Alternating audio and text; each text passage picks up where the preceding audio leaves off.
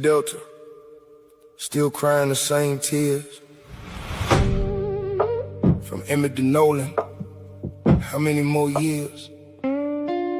Copper blood in these waters, Most High see us here. Peace be still, but the truth gonna appear. Emmett Till, young boy whistling in the store. White lies turned to lynch and dragged him from the door. Beaten, shot river, swallowed him whole. Open casket, mama showed the world his soul. Nolan Wells, 18, boat ride on the 4th. Only black in the circle, now they say he drowned for. Horn Island whispers, friends came back without him. Mississippi history, still hunting, still doubting. Same state, same pain, different name. Black boy lost in the Delta rain. When will it change? Lord, when will it change? Ancestors screaming, we never left this stage. 1955, Chicago boy down south for the summer breeze. Money, Mississippi, wrong place for a black team to breathe. Brian stole maybe a whistle, maybe just a smile. Jim Crow code broken, now they coming in the night. Wild Roy and Malone snatched him from his uncle's floor. Tortured that baby, Fanta round, body in the Tallahatchie roar. Mutilated face, mama said let the world see. Acquitted by all white jury, not guilty, set him free. Sparked the movement, Montgomery rose from the flames. But the Delta dirt still holding black boys' names. Emmett was 14, just a child in his prime. Lynched for existing in a twisted mind. Emmett Till, Nolan Wells, Delta shadows ringing bells. Black life cheap in these haunted lands. Most High coming with justice in his hands. 2026 July 4th, independence gone wrong. Broke the Horn Island with the crew, singing freedom songs. 18 years young, big heart, only copper in the mix. Friends white as the judge that let killers walking. 55 disappeared that day, body found on the shore 2 nights later. They say drowning, no foul play, but the family know better. Question swimming deeper than the Gulf water's cold. Why leave your phone? Why the silence from the foe? Mississippi again, history echoing loud. Been crunk, calling for truth, independent, autopsy proud. Was it accident or the past rising from the mud? Black boy with white friends, trust issues in our blood. Why the same soil claim my sons? Ancestor never left, we still the chosen one. From Till's open casket to Nolan's unanswered call. In time signs, Leviathan rising, watch the fall. No hate, just black love, we hold each other tight. But stop crashing out on each other and demand what's right. Peace be still, Through the storm we prevail, father's child. we shall not fail. Both in Mississippi, Delta's cruel embrace. One lynched open, one body lost without a trace. Emmett's killers brag after the verdict came. Nolan's story fogged in speculation and shame. 14 or 18, young kings taken too soon. Waters claim the bodies, but the spirit touched the moon. Same fear, same doubt, same racist undercurrent flow. But we wiser now, cameras, voices won't let go. Indigenous copper, mountain builder stand tall. We walk together, ancestors answer the call. No more silent nights, no more cover graves. Justice for Emmett, justice for Nolan. Raise the blade. Hell no, but our spirit never failed. We got black love, revolution now. Most High know my heart, make it right somehow. Peace be still, Peace be still. From Till to Wells, the story's still real. Let the world see, let the truth be free.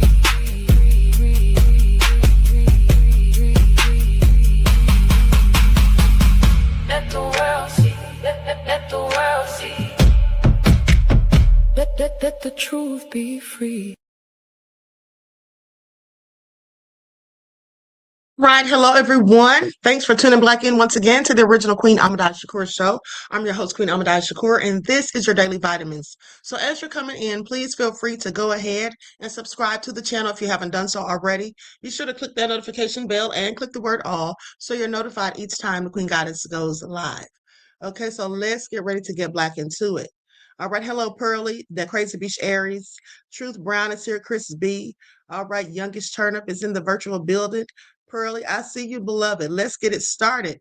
Kawania. All right. Everybody hit that like button. I see you, Mel. Okay, Latoya is here. All right. Angel, the messenger. Adrian is here. All right. Joyce, Jossie. Okay, Lieutenant Muxwa.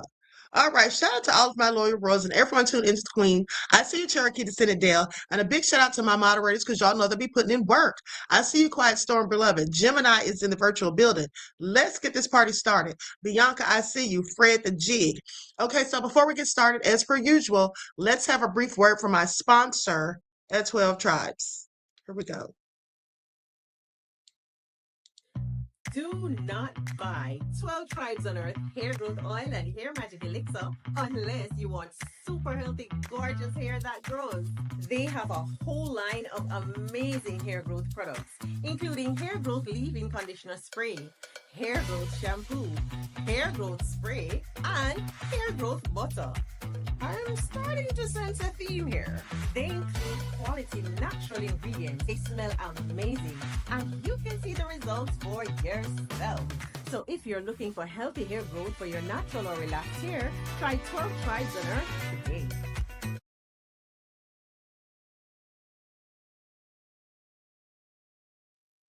All right, so don't forget you can purchase 12 Tribes hair oil at Etsy.com. Just look for Lisa Crafts. Okay, you can also find her products at Walmart.com. And don't forget that she sells beard oil as well. Okay, so likes up, everyone, please. Get those likes up. And let's get ready to get into it. So there was a press conference today. Okay, they had a press conference today. And also, Nolan's parents have requested a federal probe, okay, into the whole situation. The same as the Congressional Black Caucus did on yesterday. So we're going to talk about that, but also, we're going to talk about all of these nefarious lies, okay, that Warren has been telling.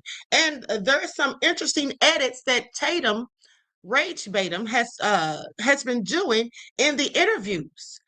Okay. And so this gentleman picked out all of these different inconsistencies and these lies and just different things. And I thought it was very interesting. So we're going to go over that. Okay. But first, let's go to Nolan Wells' family attorney calls for the federal review of the case at the NABJ convention. Okay, so let's get to that. We're not going to watch this whole thing. Uh, but we're definitely going to watch some of it. Likes up, everyone, please like and share. And let me say this before we even get started. Well, I'll tell you all that in a minute, but let's just go to this and see what they're talking about.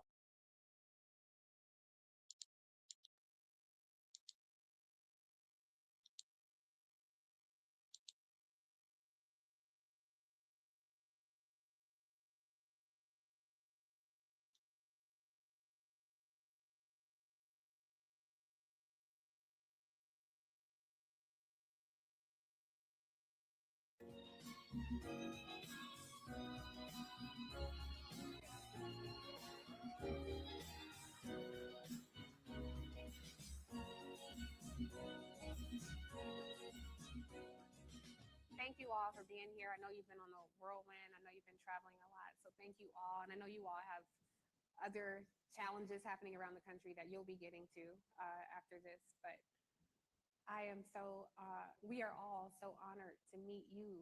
And we are so saddened that we are connecting with you under these circumstances. I want to tell you, they asked me to call them Christine and Elmore. I want to say Mr. and Mrs. Wansley, but Christine and Elmore. I want to tell you in the audience in this room, but also watching at home, are thousands of Black journalists.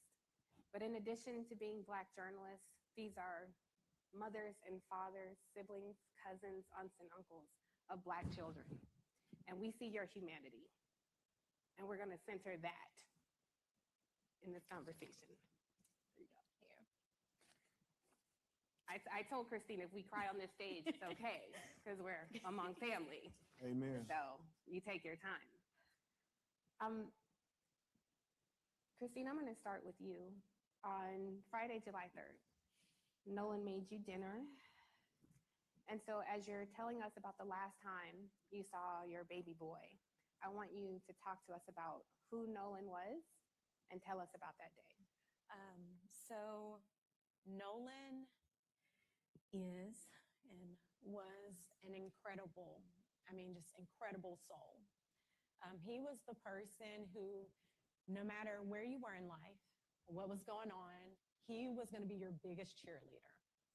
And I can attest to that because after COVID, my sister was like, oh, you should do social media. And I'm like, oh, I don't want to do social media. I like to just watch others. And then Nolan was like, no, Mom, you should do it. I'll help you with the videos. I got you. And, just anytime I was like, oh, I just really don't want to do this anymore, Nolan was like, no, Mama, you haven't posted today. And I'm like, I don't want to post. I'm tired. Yeah. But, that's the kind of person he was. He was God-fearing, God-loving. That boy had faith beyond measure. He was just a bright light.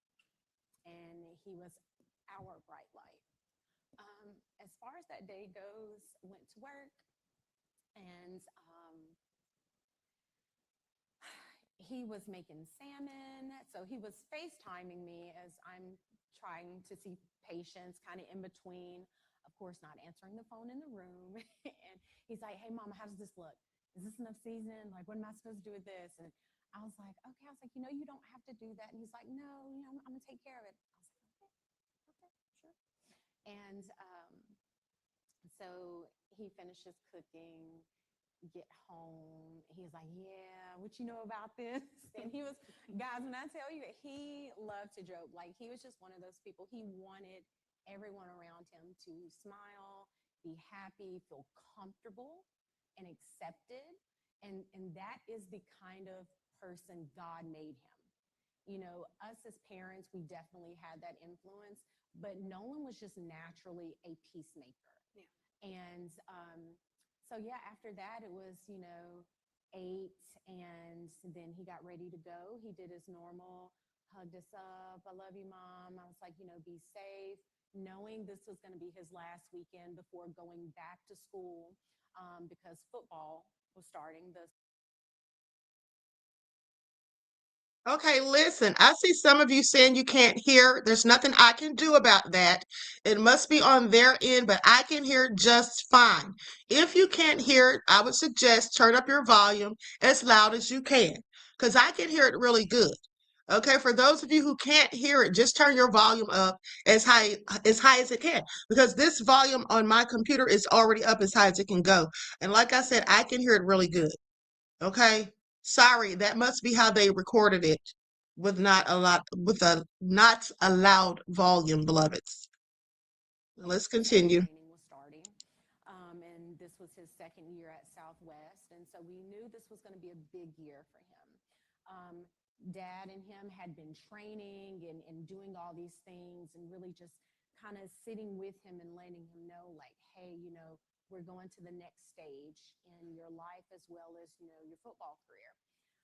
So the focus was there, and he was ready. So he leaves that day. He leaves that day with, he drives his car, and he told us kind of a general, like, hey, we're going to go to the island. Like, we knew that, staying at Jack's house. And Jax was a friend I think we've met in passing before.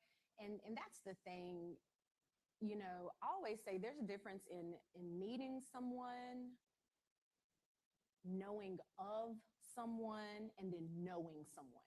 Knowing implies that we've sat down, we've had discussions about your hopes, your dreams, knowing you, okay, hey, he stayed the night at my house, which Wyatt, one of his friends, he had stayed at our house a couple of times. And then Jax, again, that was one I just maybe saw in passing a few times. There was only a handful of young men that we actually knew, like he grew up with. And when I say grew up, I'm saying from like first grade, they've known each other all through high school now that they're graduated. And that would be like Jalen and Javon, LeBaron. Those are kids that we knew. Um, so it's just, it's been hard seeing all this kind of play out. Yeah. And, you know, these are people that he considered friends. Yes. Dad, I want to ask you, because it was Warren Hudson, one of the people that he traveled with, who called to alert you all that Nolan was missing. Yes. So we know at 5:44, the boat returns, Nolan is not there. At 11 p.m., he calls to say Nolan is missing. I wonder if either of you, whoever wants to answer, what happened in those few hours that prompted Warren to be concerned? I'm not quite sure what would prompt him to be concerned, but all I can say is what I did that day. So me and my sister, we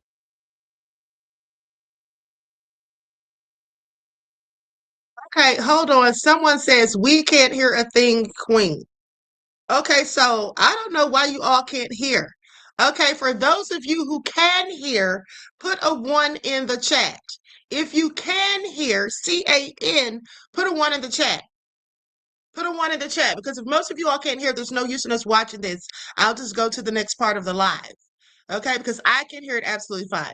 Okay, all of these people clearly can hear. Those of you who can't, I don't know what to tell you, beloveds. Obviously, maybe you need to go out and try to come back in. I'm not sure. It sounds perfectly fine to me, as well as these people with 1s in the chats. Okay, I'm sorry if you all can't hear it. But let me just say something too.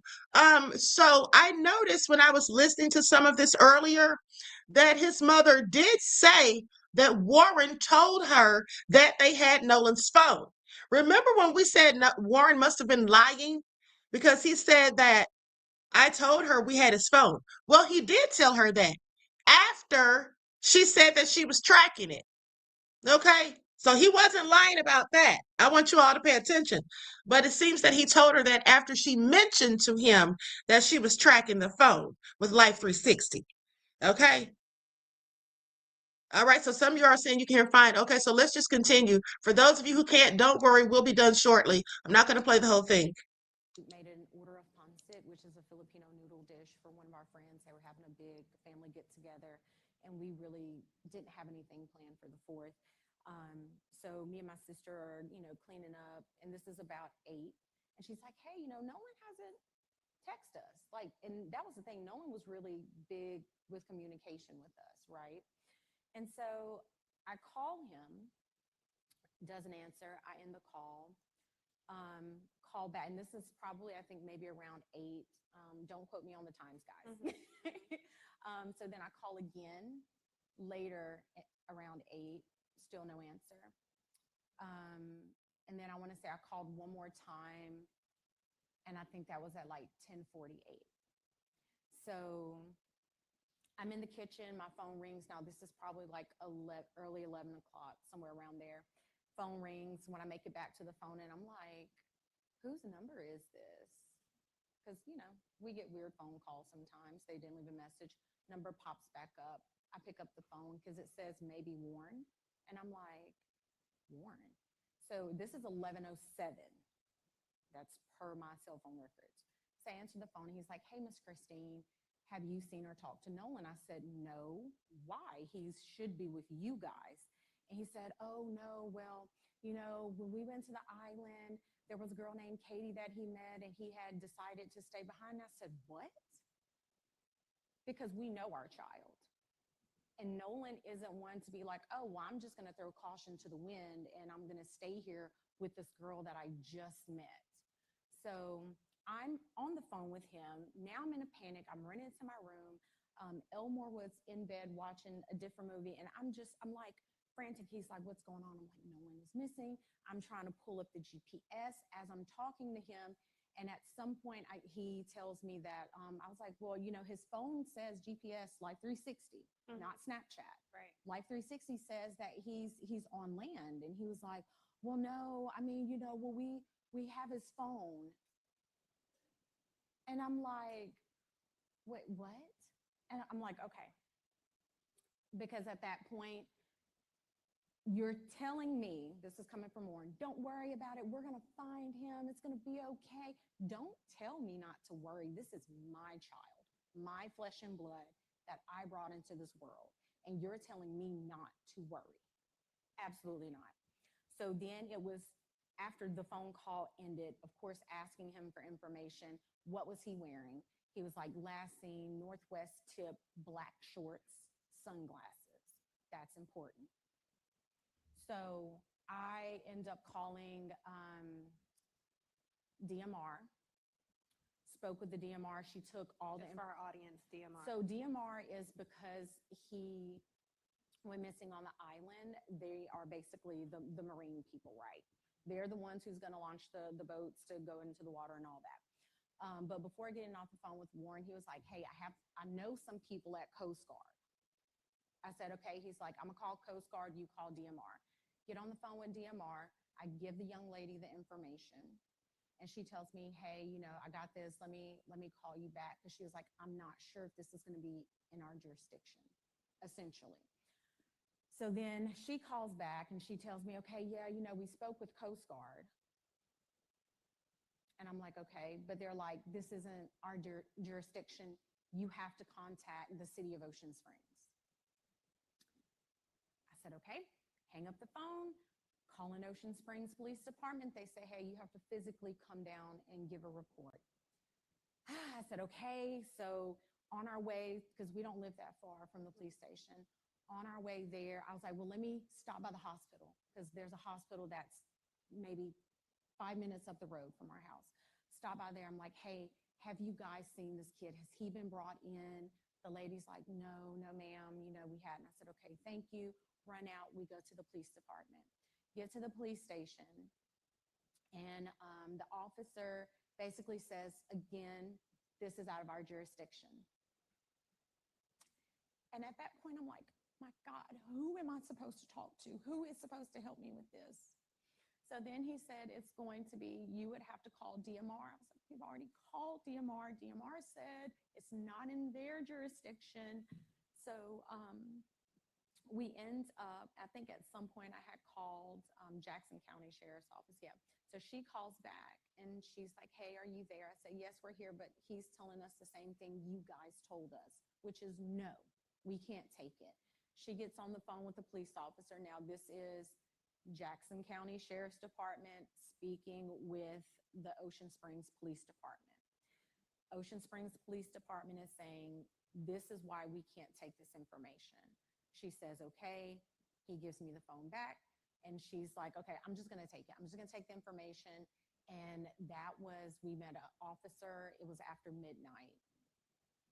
Yeah, somewhere after midnight. Met him in the McDonald's parking lot, gave him the information. He was just like, okay, thanks. That I was like,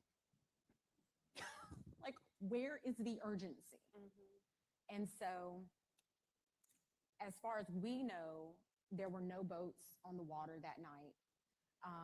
We actually, his high school football coach, Coach Bramlett, text Elmore that morning. He said, hey, man, I got a boat. Because, again, we don't have boats. Let me make that very clear. We do not have a boat. We're not. Now, I'm wondering if perhaps, and this is just a thought, let me just give my disclaimer. Okay, let me just give my disclaimer, honey, because I don't have any time for the drama of it all. Okay, so views, opinions, allegations, and accusations expressed by guests, third parties, or commenters are their own and do not necessarily reflect the views of the original Queen Ahmadiyyah Shakur show or any of my affiliate channels or accounts. Content is presented for commentary, discussion, reporting, and educational purposes. Discussion of an allegation does not mean the allegation is true or endorsed by this channel. All persons are presumed innocent unless proven guilty in a court of law. So now I'm just wondering if perhaps they were giving her the runaround, because that's clearly what it seems like.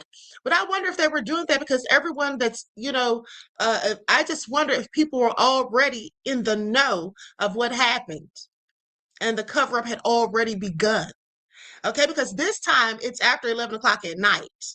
So I'm just wondering if everyone already knew what time it was and what was going on. Okay, and so they're giving this lady the runaround. Now that's just a thought.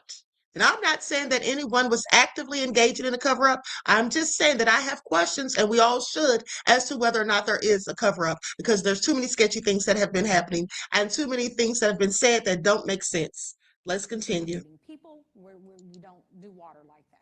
Okay. So Coach Bramlett's like, hey, I got a boat. So we was like, great, let's go. We're on the water. We go out there. We walk the island. Cell phone works perfectly fine. I actually had almost an entire conversation with my grandmother, who was in a panic as we're walking this island looking for anything.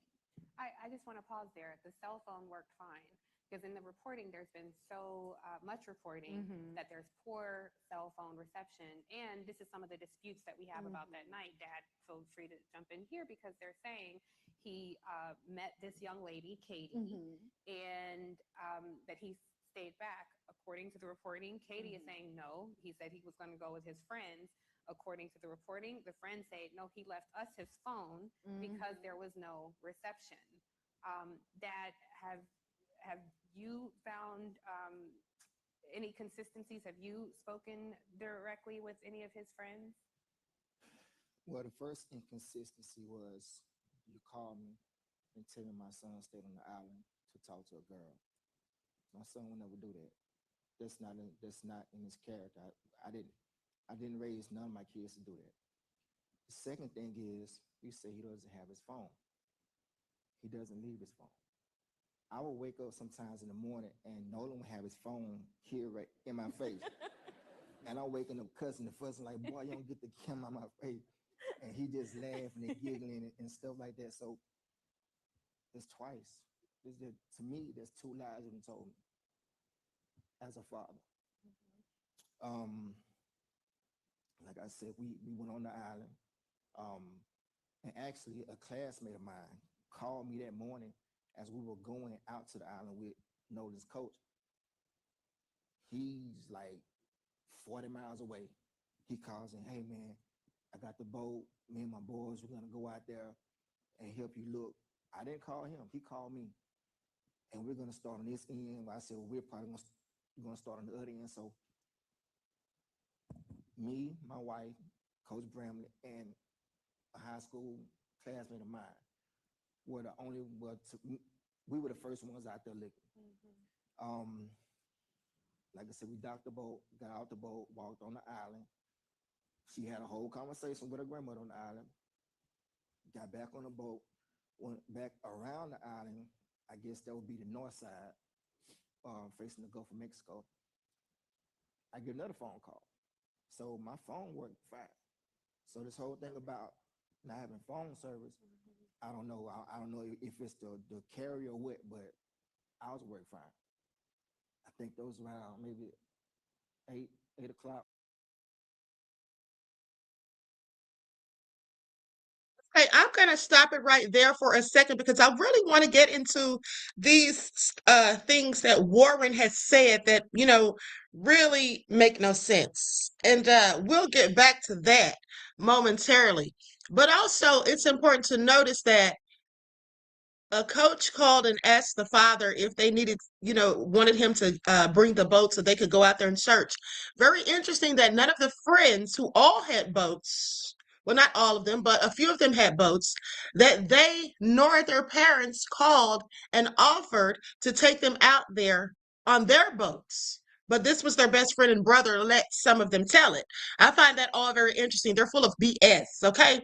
But let's talk about these lies and inconsistent statements that Warren has continued to engage in from the beginning, from the first interview until the last. Okay. Also, there's another part of the interview that Brandon has released just a few hours ago, and I think we should listen to some of that. But let me just say this. You see, here's the thing. Sometimes the harder a person tries to convince everyone that they did nothing wrong, like Warren said, we did nothing wrong. The more you try to convince someone and convince people of that, the more information that you often accidentally reveal. Now, that doesn't automatically mean the person's guilty. Innocent people can become defensive, nervous, angry, or overly talkative when they feel falsely accused, But when someone is hiding something, excessive explaining can create a different problem. You see, every additional detail becomes another detail that has to remain consistent. Okay, something else that you have to remember. And I have told you all before that every accusation is a confession. You see, they were saying things about the people who are commenting on the situation, who are doing videos on the situation, and they were saying things about us, but those things they were saying to me sounded very reminiscent of all of them, specifically Warren. Okay. One thing I noticed is that when they were talking about people making it about race, which we didn't make it about race. They did. Ocean Springs did, with the way they treated the parents and the way they have this shoddy investigation that they didn't want to be transparent about. That's what all made it about race. It's that they didn't give the adequate care or attention to it in the beginning. Seems as though the sheriff just rushed out and said, hey, nothing to see here, folks. And that's all he wanted to do until the story blew up. Okay, it became a firestorm that was out of control. And so then they had to start doing something. Okay, but the thing is, Warren's been doing so much trying to engage in what I would like to call damage control, trying to convince people so hard that he didn't do anything or whatever, and that he's so innocent and sweet and all of that. They love Nolan so much. But in doing so, it's just becoming excessive. It's just like he's doing too much. Okay, he's doing absolutely too much.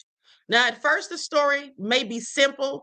You know, you could have just said, I wasn't involved. I didn't see anything. I don't know what happened. But then when questions start to arise, the person now wants to eliminate every possible suspicion. So then they start adding details that no one even asked for. Like, for example, when the lawyer said the other day something about they didn't murder anybody. Well, who said they did? Where did that word come from? People have their suspicions. But who in the world said anything about murder? Okay. I'm sorry, what? See, you start saying things that nobody even accused you of. Now, of course, some people may have, may feel that they did something like that. But for the most part, people have just been pointing out the inconsistencies, the lies, and their strange and suspicious behavior. Okay. And then looking at the videos and the pictures and things, what they can gather from that, as well as what we heard them saying in that phone call to Cito. So I just think that very often they have brought a lot more of the suspicion on themselves in these cases where they've been trying to control the narrative. And this is what I call when control of the narrative goes wrong, because that's exactly what has happened. It's all gone wrong for them. They look even more suspicious now than they did in the beginning. Okay, in the beginning, there were some people who were willing to at least give them grace, but now even those people are looking at them with a whole side eye. The only people that are looking at them favorably are the people who simply don't want to believe the truth, or just want them to be innocent, or don't care if they did it, just don't want them to get caught doing it, and just don't want them to have any consequences. Those type of people. Okay, but they have consistently made themselves, specifically Warren, has made them all look a whole lot more guilty as far as I'm concerned. So with that all being said, and then here's the thing, certain things that you say, like these things can be compared to, so that we can have the proof. Like for example, times, different times, those can all be compared with phone records. Okay, locations can be compared with GPS data. Statements can be compared with photographs, videos, witnesses, receipts, messages, and even earlier interviews. So that's why it's best to just tell the truth and not just try to remember lies, okay, and just saying random things to try to make yourself look like you didn't do anything. Because in reality, if you didn't do anything and you simply just tell the truth, you probably won't look guilty. At least you'll be consistent. But when you start saying one thing and then flipping around and saying something else that contradicts what you said previously, then you get people's attention and people start looking at you with the whole side eye. Okay, but so let's go to these videos, because this guy, like I said, he did a really good job of pointing out a lot of the BS that was being said about Warren specifically. Altercation or the aftermath of it possibly involving Nolan or the group he was with at 401.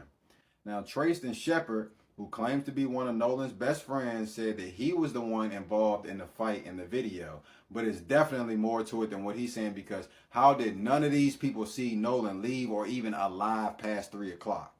Because the way the story is being reported is almost as if Everybody left this island on the 4th of July before 4:30. Nobody wanted to stay and drink and watch the sunset from the island or nothing. Katie just left Nolan on the island there by herself. That's why I think, man, something happened to Nolan on that island. It was just so bad. People scared to speak on it and everybody trying to cover it up.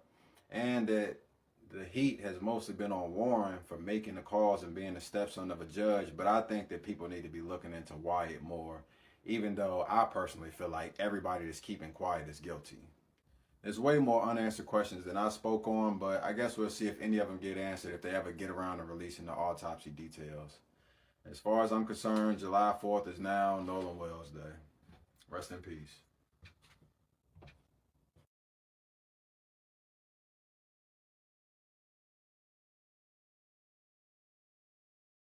Well, Officer Tatum never responded to either one of my questions, and I didn't expect him to, so I figured I'd just go ahead and address the edits in his videos and some of the inconsistencies in the suspect's story that stand out to me.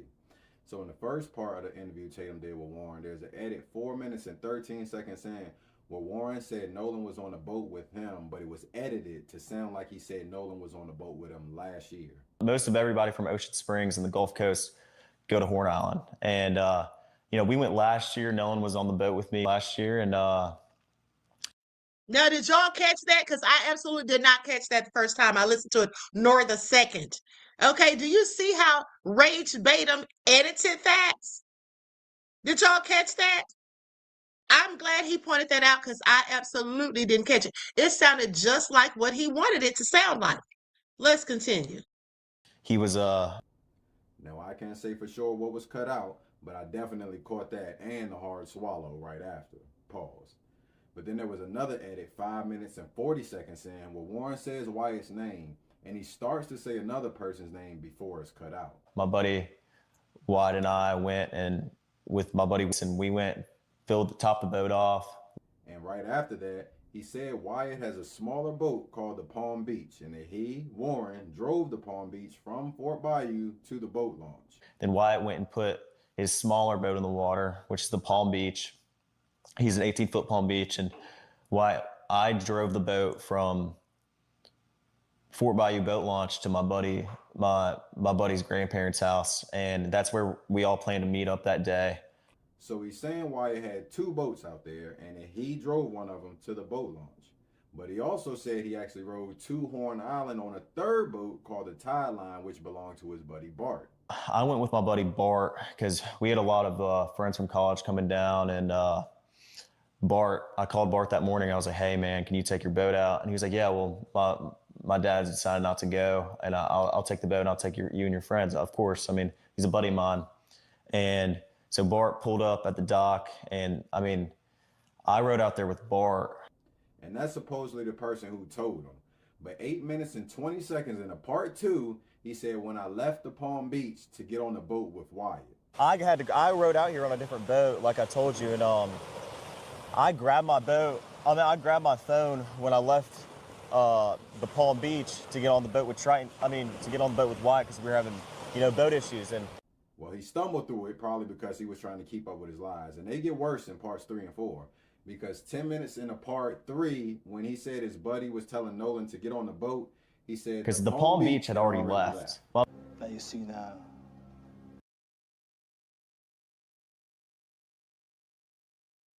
Hold on, beloveds.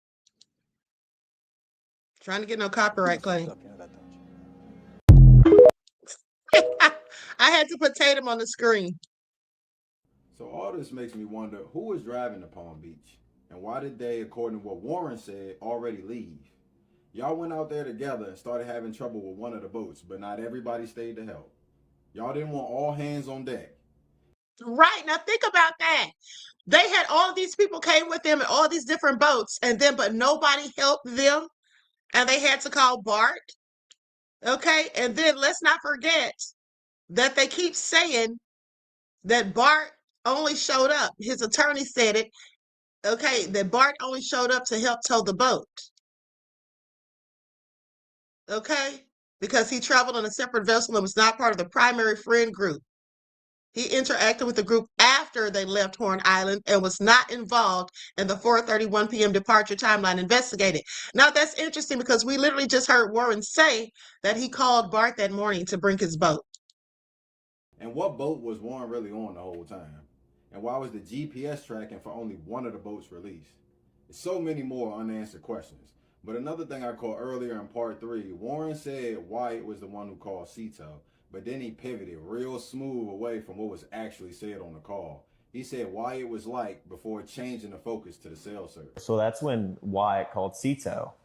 And Wyatt was like, calls him, because the cell service isn't great at the island, but once you can use your phone, but stuff might not just send, and it's not great.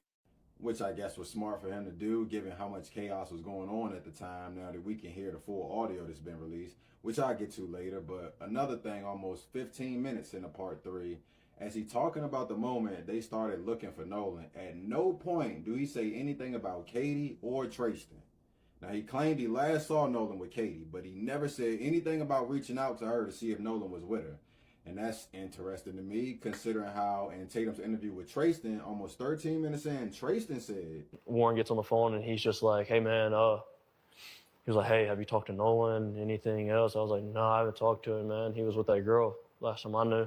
And he was like, okay. He was like, man, we can't get a hold of him. We don't know where he's at. And I was like, man, it's Nolan. He's probably just out somewhere with that girl. Like, get a hold of the girl, you'll probably find Nolan.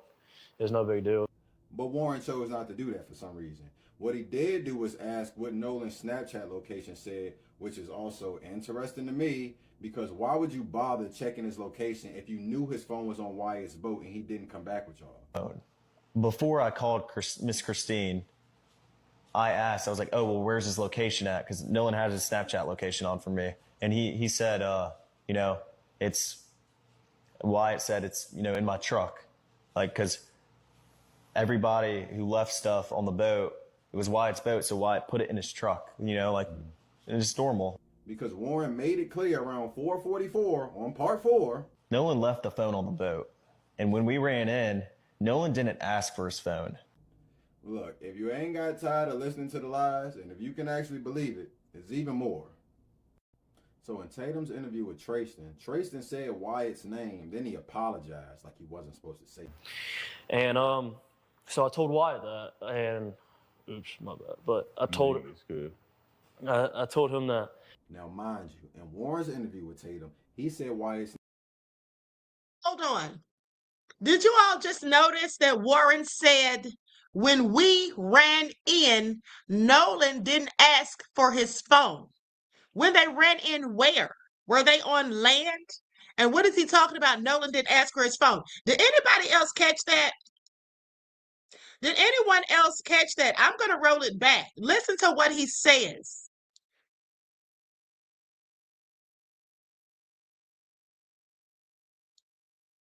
Location if you knew his phone was on Wyatt's boat and he didn't come back with y'all. Before I called Miss Christine, I asked, I was like, oh, well, where's his location at? Because Nolan has his Snapchat location on for me. And he said, it's, Wyatt said it's, in my truck. Like, because everybody who left stuff on the boat, it was Wyatt's boat, so Wyatt put it in his truck, it's normal. Because Warren made it clear around 4:44 on part 4. Nolan left the phone on the boat. And when we ran in, Nolan didn't ask for his phone. Nolan left his phone on the boat. And when we ran in, Nolan didn't ask for his phone. When they ran in, where?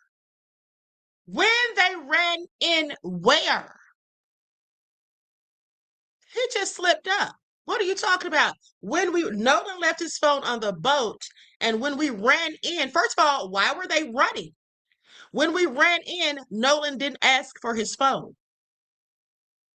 How does that even make sense? How does that even make sense? If Nolan wasn't with them, Nolan was on the island like they said, right? Is he saying that Nolan didn't ask for the phone while he was on the island? Is that what he meant to say? Because that's not what he said. What he said was, and when we ran in, Nolan didn't ask for his phone. When they ran in, where? Were they on land? Were they back at the house? I'm gonna roll it back one more time. Location if you knew his phone was on Wyatt's boat and he didn't come back with y'all?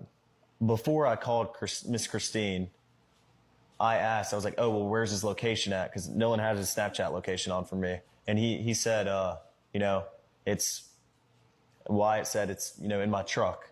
Like, because everybody who left stuff on the boat, it was Wyatt's boat, so Wyatt put it in his truck, you know, like, it's just normal. Because Warren made it clear around 4:44 on part 4. Nolan left the phone on the boat.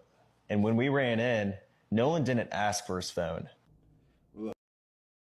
And Nolan left his phone on the boat, and when we ran in, Nolan didn't ask for his phone. It sounds like they were back at the house. It sounds like they were back at the house, and when we ran in, Nolan didn't ask for his phone. Where was Nolan? Doesn't sound like he was left on the islands, all I'm saying, but let's continue. Look, if you ain't got tired of listening to the lies, and if you can actually believe it, it's even more. So in Tatum's interview with Tristan said Wyatt's name, then he apologized like he wasn't supposed to say it. And so I told Wyatt that, and oops, my bad. But I told him it's good. I told. Now, let me tell you all something. The fact that he said, oops, my bad, lets you know that these interviews are likely staged. They've already been told what's going to be asked and told what to say and what not to say, and what names to say and what names not to say. Clearly, he wasn't supposed to say that name. That's why he said, oops, my bad. That's why they kept referring to, specifically Warren kept referring to certain people as my buddy, because he wasn't supposed or didn't want to say certain names. But if you're telling the truth and nobody did anything, what's all the secrecy about? Him that. Now, mind you, in Warren's interview with Tatum, he said Wyatt's name 20 times. I counted. He didn't say anybody else's name more than 10. Now, why was he so comfortable saying Wyatt's name that much? And then why would Tristan feel the need to apologize after saying it in his interview? And with all of the editing that Tatum did for Warren's interview, why didn't he just do the same with Tristan's? But look, I said I would get to the Cito audio. So one of the things that stood out to me about that is when the dispatcher asked them how many people was on board, I think it took him a while to answer because he was trying to figure out if they should include Nolan or not. Because going back to Warren's interview real quick, he said there was 8 people on the Triton. And Nolan rode out on the Triton, and then we had a Palm Beach, 18 Palm Beach. There was 4 guys on that. There was like 8 people on the Triton. But in the Cito call, Wyatt said there was 7 people. Is there a living person, someone breathing on the boat? Is there anybody on the boat? Yes, there's lots of people breathing on the boat. All right, how many people, sir? Like 7. Just happened to be one less person. And the coordinates that Wyatt gave Cito puts him just off the coast of the island, which makes me wonder, if you was that close to the island, why wouldn't you just try going back to where you was so you don't got to travel as far and you could get more help? And I'm also curious, exactly what time was the call to Cito made? And why did the full audio from the call take so long to be released? And why was different media outlets putting out different clips of it instead of the full thing? Look, I got my assumptions, but I don't know, man. I just hope more information keep coming out about this and that I'm wrong about his case being the same as Tamla Horsford's. But until then, it's justice for Nolan, man.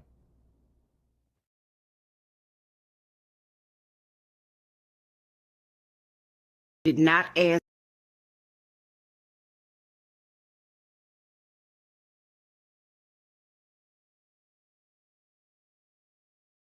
into a system brick by brick. And this is what. Okay, I'm gonna stop it right here. This video is very long. I didn't actually intend to include it. So with that all being said, let's go to the new interview that Tap Dancing Tatum just put up. Okay, hold on. Hold on. Let me put this up here. Queen Ahmadiyyah, I sent you a talk with the lady saying her thoughts of the call. It was interesting. Okay, beloved, I'll try to find that. But I want to go, and we'll go back to some of the interview they did with NABJ as well. But I want to go to this interview so I can hear what's the last part that they're saying. I think this may be the last segment. I'm not sure. Let's see here. Okay, here we go. Likes up, everyone, please. Like and share. Thank you in advance. Nolan Wells' family attorney refuses to hand over Nolan's phone. Okay, now Tap Dancing Tatum is talking about the family refusing to hand over the phone. I thought we already took care of that. Here's the thing, though. You know, some people are trying to say that's obstruction of justice if they don't hand over the phone. Well, I'm quite sure that they don't trust them, and I wouldn't either. And also, have they taken those boys' phones and have they, gone through their iCloud and all of that stuff? I'm sure they haven't. Okay, I'm sure they haven't. Now, they may say they did, but I doubt it. I absolutely doubt it. Okay, so here it is right here. This aired like 5 hours ago. Nolan Wells' friends exposed what really happened that night. This is what Rage Baitum put in the title. So let's get into it. Likes up, everyone. Please like and share. Thank you in advance. Here we go. I want to hear this. We're not going to listen to this whole thing. It's like 52 minutes. But let's see what they're talking about.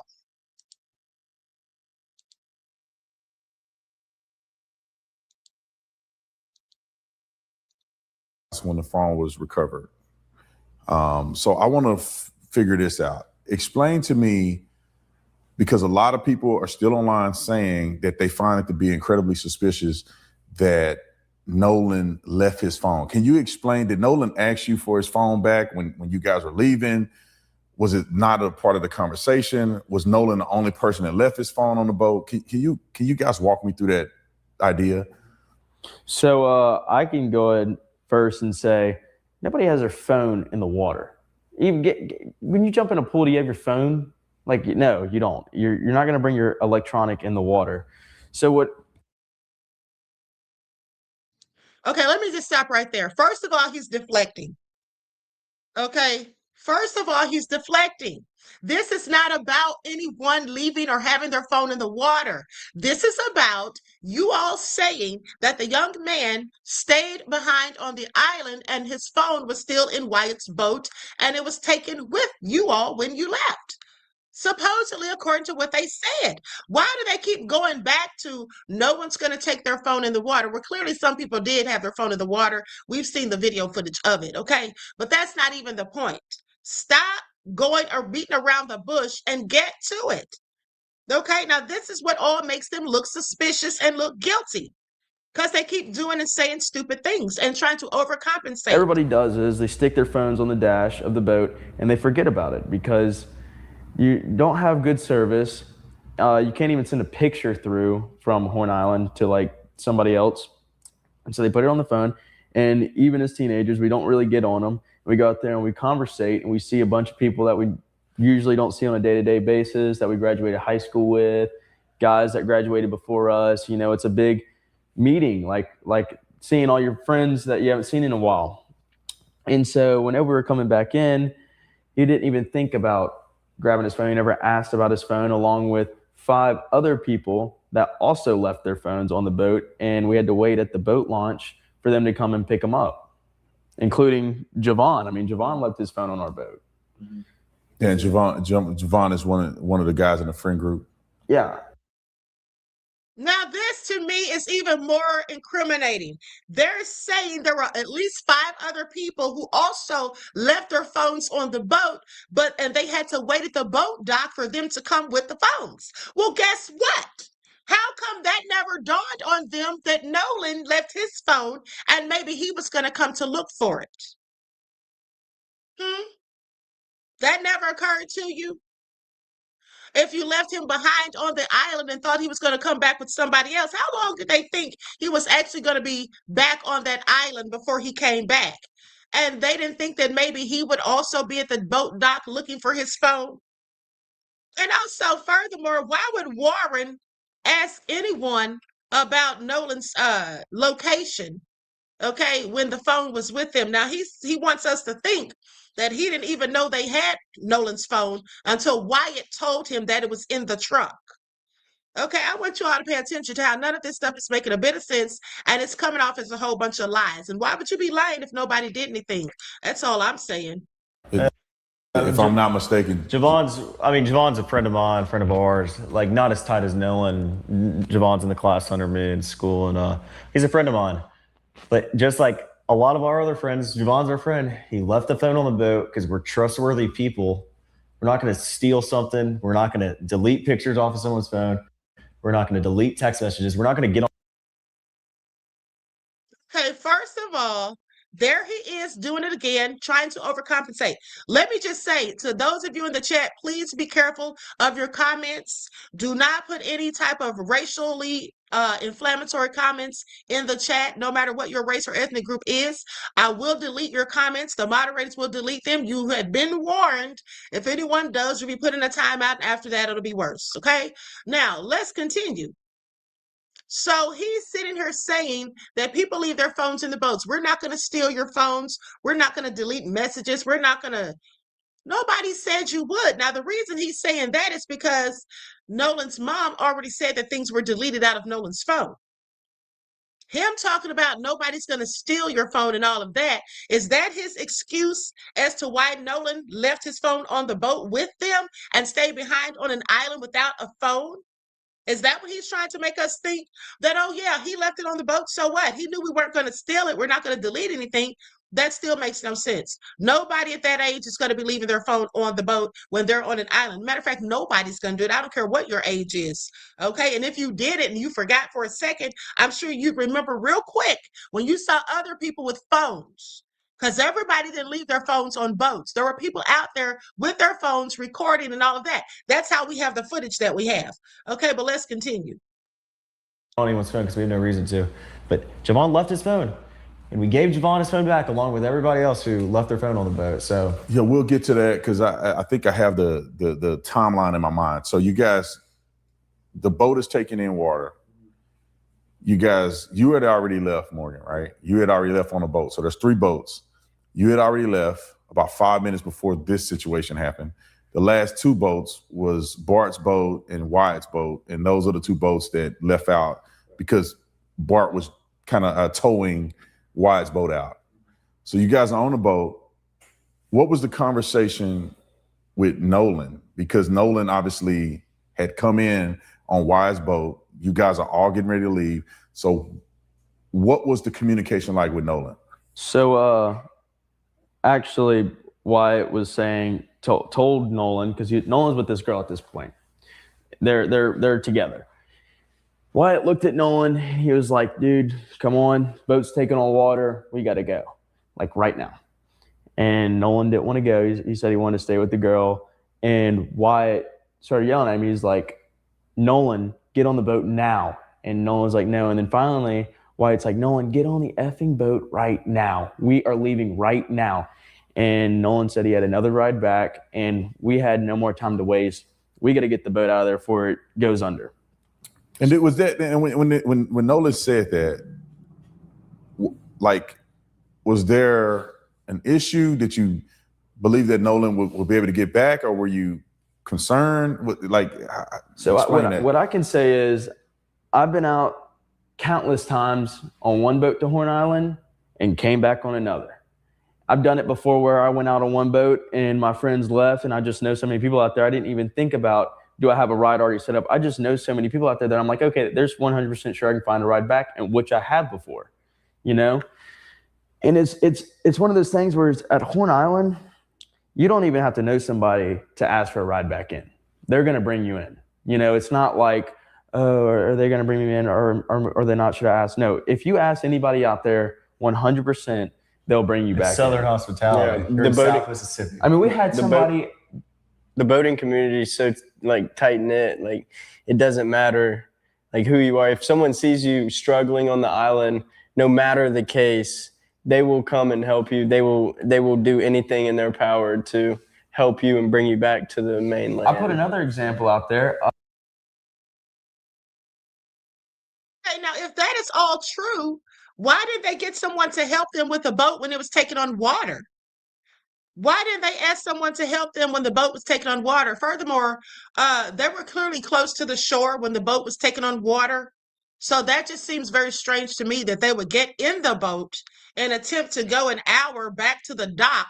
It's like 40 minutes to an hour back to the dock. Am I right?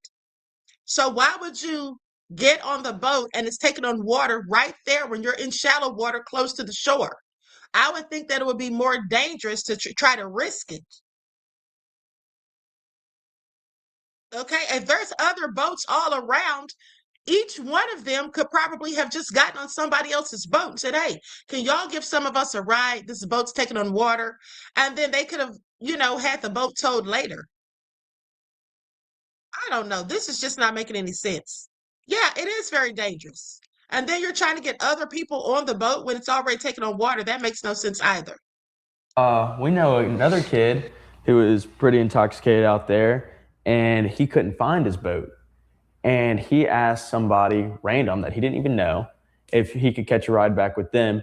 And they were like, yeah, got him on the boat, called his parents, told them the situation was going on, and then took him back on inshore. And that happened this time, or is 4th of July? This 4th of July. This current 4th. So you guys you leave. Nolan is there.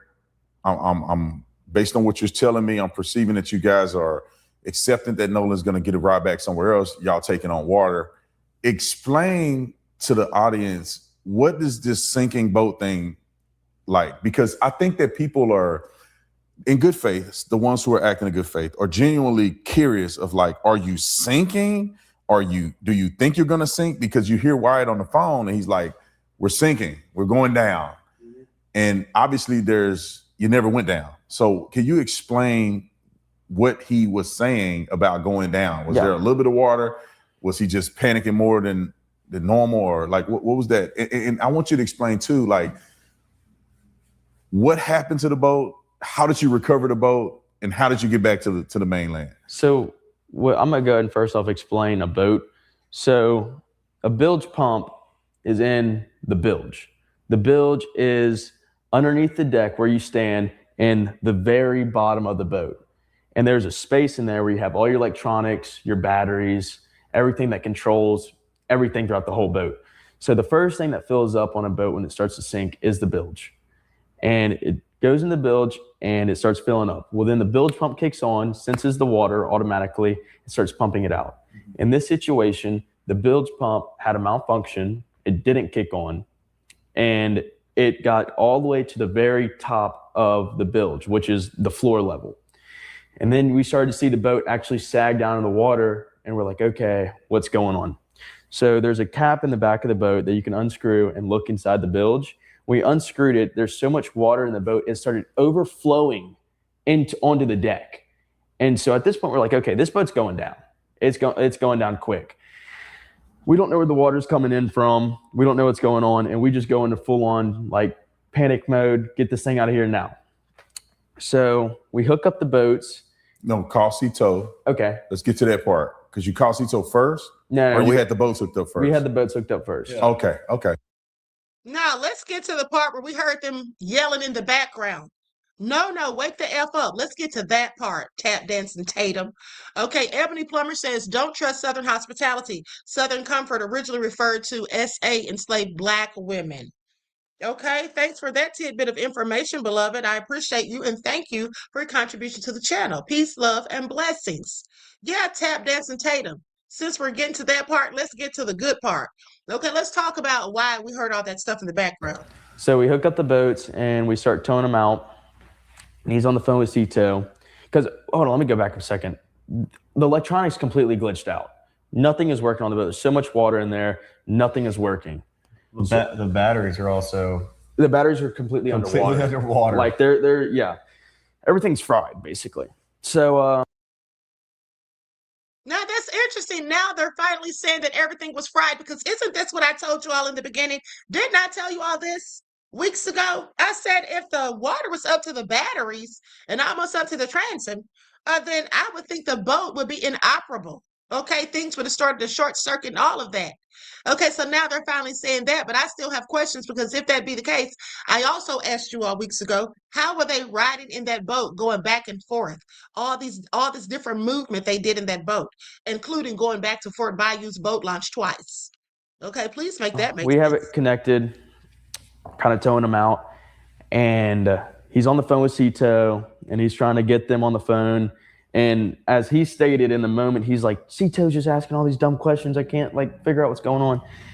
And so finally hangs up. And after the trim to the motor started to work again. So they manually trim it down by the buttons on the motor, trimmed it down, and some electronics started to come back on, and they got the boat to crank over, and they're like, all right, untie us, because if you can get a boat on plane, the suction of the water going underneath it will actually pull all the water out of the bilge if you have the plug out. So like, say you have the plug out and it's sitting, the boat will sink. If you have the plug out and you're running, all the water will rush out the back of the boat. When you say on plane, you mean like it has to be going fast enough to be up on top of the water? Yep. Or so like on that? plane is you're up, you're there's you're out of the water basically. Your bows on plane. Yeah, so you're up out of the water running. Yep. So where are you guys at when this happens? As far as from Horn Island to the mainland, where are you guys at in between there? So we're probably a mile and a half off of Horn, I'd say, a mile off Horn. From the start where the CETO call was, we were probably about a quarter mile off the island. Like you could see, it's visible in the picture that you posted that Wyatt is on the CETO call, and it's that video of the boat panning, of the video of the boat getting panned, and you can see everybody in the boat. If you look in the background, the island's right there. So I mean, going back to like what you said earlier, if we killed somebody or hurt somebody, the whole island is literally not even a quarter of a mile away to see. We can sit down somewhere, because even if they did something, the people on the island were not trying to look and see what's on their boat while they're out there in the middle of the water. That's for number one. Gino, Zach, thank you for your contribution to the channel, beloved. I appreciate you. Peace, love, and blessings. And then why is Tatum trying to act like they were in such a panic when they made the call to CETO? Because Wyatt sounded annoyed and drunk. He didn't sound like he was in a panic at all. Yeah, what? That's what he asked the lady. Yeah, what? Does that sound like someone who's in a panic? And they didn't even want the Coast Guard. So what is he talking about? He's sitting here trying to paint a narrative, and he keeps basically trying to get them to go in a certain direction because he's leading these questions. Okay, please pay attention. Hundreds of boats lined up on the island. So that's really all I had to say about that. Yeah. So. And why do they keep using words like killer, killed, murder? Okay. Why do they keep using those words? We're not even using those words, even though we think they did something. I'm just saying they keep using those words. Okay, it's very telling. Also, did you all remember on the video where, on the interview part where I want to say it was Jax, where he said, if we've done that, you don't think you'd see Nolan scrambling around on the floor of the boat? Do y'all remember that? You don't think somebody would have seen Nolan scrambling around on the floor of the boat? That was kind of descriptive. Okay, what made him say that? What made him say something like that? You would think that somebody would have seen Nolan scrambling around on the boat. That just was a very odd comment for me. So we were about a quarter mile out. So we were about a quarter mile out, whatever. So they pull the plug out the back of the boat. They have the motor running and everything like that, and they go to take off. So the boat's having trouble trying to get up, and it's slowly coming up because the weight of the water. Finally, it planes off, and the water gets sucked out the back, and they're full speed running. And then after that, I didn't see them anymore. I think you were on the boat. You start from there. Yeah. So after we planed off, Wyatt kept the boat pinned the whole way in. We ran into the mouth of Fort Bayou, where we came from originally, and we turned into Fort Bayou, went in the channel, ran probably 500, 600 yards into Fort Bayou. Wyatt had jumped out of the boat, put the plug back in the boat, so access water. So water didn't keep pushing and filling the boat up. So then we turned around, and Wyatt brought the boat to the dock, and that's when I had gotten out and got back in the car. And I didn't even drive. A buddy of mine drove me, and we went back to Jax's house. Jax's house. Okay, so I just want to make this very clear and abundantly clear for the audience. Are you saying that the video that I posted, which is like a 3-second loop, now I have a lot more of the video, but Right. to not expose people that have nothing to do with this, Right. I only posted the smaller part, the 3-second part. Are you saying during that time, a portion of that, Wyatt was on the phone with Cito. So a portion of that is the Cito call, and that Nolan is not on that boat. Correct. And that video that's out there is a representation of who was on the boat during that Cito call. Correct. So I want to jump back to something real quick, because I was on the island and the reception was bad. I left my phone on the boat when I got out and went in the water. But people are saying online that how can you make a Cito call if the reception is so bad on the island? Because before you said the reception wasn't really good enough to even send a picture message to somebody else. So how is this call being made if the reception is not as good? I mean, if you listen to the call back, listen to the call back. I mean, there's areas in the call where it's splotchy. It's not direct. Like, it's not like you're sitting from me to you talking to the person on the phone. I mean, you're obviously out on the water. I mean, you can hear it in the Cito call. And so when it comes to the reception, I started my podcast with zero tech skills in just one tool. Because I didn't look at my phone one time on the way out to Horn Island. I mean, it was a beautiful ride. Of course, because you're not thinking about it. Yeah, I'm not even thinking. I'm looking at how beautiful this water is. Yeah. We were having fun on the boat. We were playing music, some of Nolan's favorite songs. Yeah. I seriously doubt they were playing any of Nolan's favorite songs. But he said the water was beautiful. That water looks murky to me. I didn't see anything beautiful about it. But clearly, he's already prepped them for the questions he's going to ask. Okay, they had these questions for probably days before they even did the interview, in my opinion. So I wasn't thinking about my phone. So I wasn't checking reception. Now, is the reception recover at some point between Horn and the mainland? Or is it terrible reception while you're over the water until you get to the mainland? I mean, there's really as soon as you get off the island coming in shore. Yeah, you but there's start really picking like up reception no again. definite way to tell where the reception comes in, because I mean it's all satellite. I mean, yeah, it's different every. I've gotten service 80 miles offshore, like off of a satellite coming to a oil rig. Yeah, and I can. Okay, I'm going to fast forward. I'm sick of listening to them talk about this boat. Okay, I'm so tired of listening to them talk about the boat. Let's see if they're going to talk about something more interesting.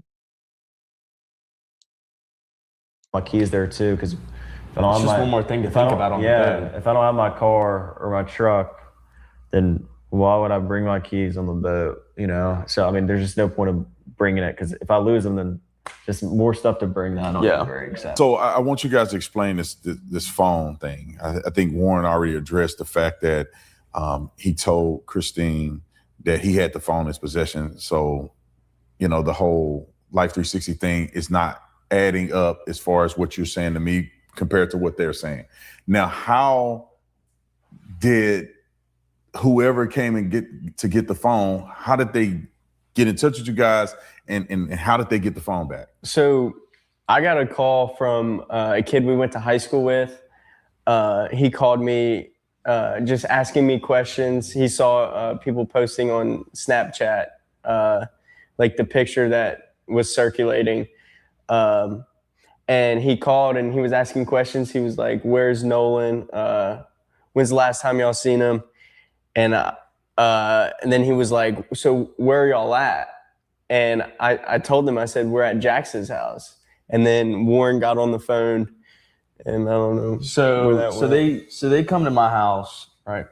And they kind of hold on before we get there. Was it confrontational, or was it just trying to find? It was confrontational. Yeah, already? wouldn't y'all agree? Yeah. He was 110%. He was very confrontational. And when Now, here's what I want you all to pay attention to. Tap Dance and Tatum asked them, was it confrontational? And they said yes. Well, of course it was confrontational. If you all remember, early on, they said, like, right after Nolan's body was found, they were out eating at a restaurant, and the waitress asked them, like, wasn't that you all's friend? I'm paraphrasing, but something along the lines of, wasn't that you all's friend? And said that they were just sitting there having lunch or dinner like it was no big deal. Okay? The bottom line is they're trying to say that Nolan's mother is the reason they've been getting all this backlash or whatever and threats. People are threatening them. If anybody is, I would imagine that the people are doing so because they think they're guilty. I don't think it had anything to do with what Nolan's mom did or said. Okay, because it looks like people have been going in on them since the whole thing occurred. Okay, yeah, the very next day, Real TV, exactly. Okay, let's continue. This happened. Was Yeah, it this really was this on the night of the 4th or the Yes, next this day? was the night of when the they. 4th. This was before they came and got the phone. So this is the night of the 4th, yes. So you had already spoke to Christine. Correct. And then you get a call that was hostile. Yeah, and then Morgan handed the phone over to me. When I was like, oh, let me talk to him because I knew the guy.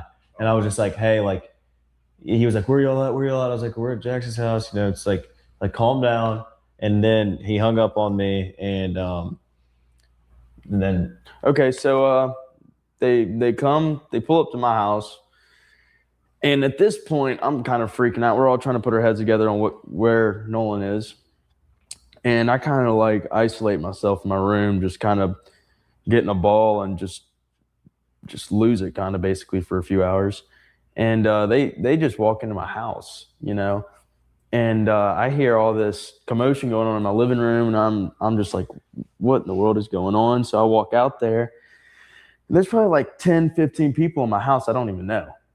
And they're all up in our faces, going crazy, asking where Nolan is, and we don't know. And finally they get into Wyatt's face, and they're like, where's your boat? Where's the boat at? Demanding his address. Demanding his address and stuff like that. And he finally ends up giving it to him. And then let me go ahead and state though, while they're there, we give them the phone. They have the phone at this point. Then they get the address to his house. Then they go to his house. And they're searching all over his boat, what I heard and stuff like that. Well, anyways, I don't really know much about that, but they come back to my house at around 1 o'clock in the morning, and it's his dad this time. And his dad's being really respectable, really, really nice to me and stuff like that. And as long as another friend of theirs, and he's asking me like, where are the keys at? I don't even know where Nolan's keys are at in my house. You know how hard it is to find a set of keys in a house and you don't even know where to start? It's pretty hard. So I start scrambling around my house looking. There's stuff everywhere. Keep in mind, all these people stayed the night at my house before. I'm looking through everything. I can't find the keys. I run back to his father or stepfather, and I was like, I don't know where the keys are. And the guy standing next to him's texting somebody. I guess I was at my house, and he said that they're on the Xbox. So I run in, I see him on the Xbox, grab him off the Xbox, and I go and hand it to him. It's plain and simple. Didn't even take 30 seconds. No trouble. No trouble at all. So this narrative that they're pushing that there was any argument over the phone or the keys is completely false. Like, let's. Yeah, because we're really supposed to believe you all instead of them. Not. Okay, but the question is, how come they were all sitting at the house sleeping peacefully like little babies in a cradle? And how come they weren't out looking for Nolan, their so-called friend and brother? How come they weren't out there looking for Nolan? Okay, please make it all make sense. Because I remember Nolan's father saying that when Jax came outside, I believe that's who it was, you could tell he'd just woken up. His hair was all over his head. So he was sleeping real good. He didn't have a care in the world. Okay, please pay attention. Get that clear. Yeah. Okay. So they just kind of hang around my house, taking pictures of all the cars' license plate in the driveway, stuff like that. And so When you say they, how many people are here this time? Like 15. 15 people that you don't know? They had 4 or 5 vehicles. I mean, I knew some of Full them I of went to high people. school with, and then some of them I just didn't know. Now, walk me through this. Now, let me just tell you all something. I want y'all to pay attention to something. This is very telling. Now, they're saying that people from their high school that they went to school with. Now, mind you, they say they didn't know some of the people, but some of the people that they went to school with showed up at their houses demanding answers. That means that some of those people thought that they did something to Nolan. These are people that know you, who've known you since high school, maybe even longer, and they thought that they did something to Nolan. Now, why would they think that? If they're such good people, such all-American boys who would never harm a fly, let their lawyer tell it, why would anyone who knew them personally, who went to school with them, even dare to think that they did something? Now, I could see people who don't know them, like us. I could see why we have cause for concern or may have suspicious thoughts. But people that know them thought they did something to Nolan and showed up at their house demanding answers. And they want to know where the hell's that boat and where's Wyatt at? We have a whole lot of questions. That tells us something about them. Okay, that says a whole lot about them, because I guarantee you, anyone that went to high school or college with me, if something happened to someone that I was out with, they're not going to show up at my house talking to me crazy, because they're not going to think that I did anything. But clearly, they had a reason to think that they did something. Okay, I wonder what kind of character people usually are used to seeing from them. Okay. Morris Royalty said, excellent scholastic journalism, Queen. Thank you, beloved. I appreciate you. Thank you for your kind words and your contribution. Peace, love, and blessings. So that all is very telling. Okay, but let's continue. Because friends from your high school showed up demanding answers, but you're mad at us? How do you think it got to this point so fast? That's one thing that I'm curious about. Like, you jumping to conclusion. I guess so. I mean, that's plain and simple. They went and searched Wyatt's boat. Yeah, they went and searched Wyatt's boat. Like we're hiding Nolan in his boat or something. What is wrong with him? 100%. We called law enforcement. I was with Wyatt at the time after we left Jackson's house that night. I was with Wyatt, and one person we were with saw that their location was headed towards Wyatt's house. And so Wyatt got on the phone with 911 and was like, hey, these people are on the way to my house or already at my house. My mom and my dad are there alone, and they know nothing about this. But Wyatt's mom actually, when they were looking at the boat, they were actually walking from the boat, and she came out and started talking to them at that point. But did the police get involved in some degree here? Yes, that's what I'm about to get into. So whenever they were at my house hanging out, just hanging out in my front yard, finally they wouldn't leave. And one of the people there came up and started banging on the door again for whatever reason, I don't know. My brother actually had to call the cops. And I think they came around 2:00 in the morning and removed them from our property. And after that, we really haven't spoken to them since. But yeah, we had to call the cops and make them leave. The cops came, you told them to leave, and then is there anything else that you addressed with the cops while they were there?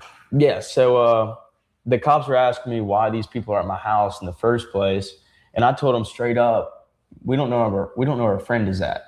I don't know where my best friend's at. These people don't know where their friend's at. We're trying to figure it out, and they're basically assuming that we did something to our friend, which we didn't.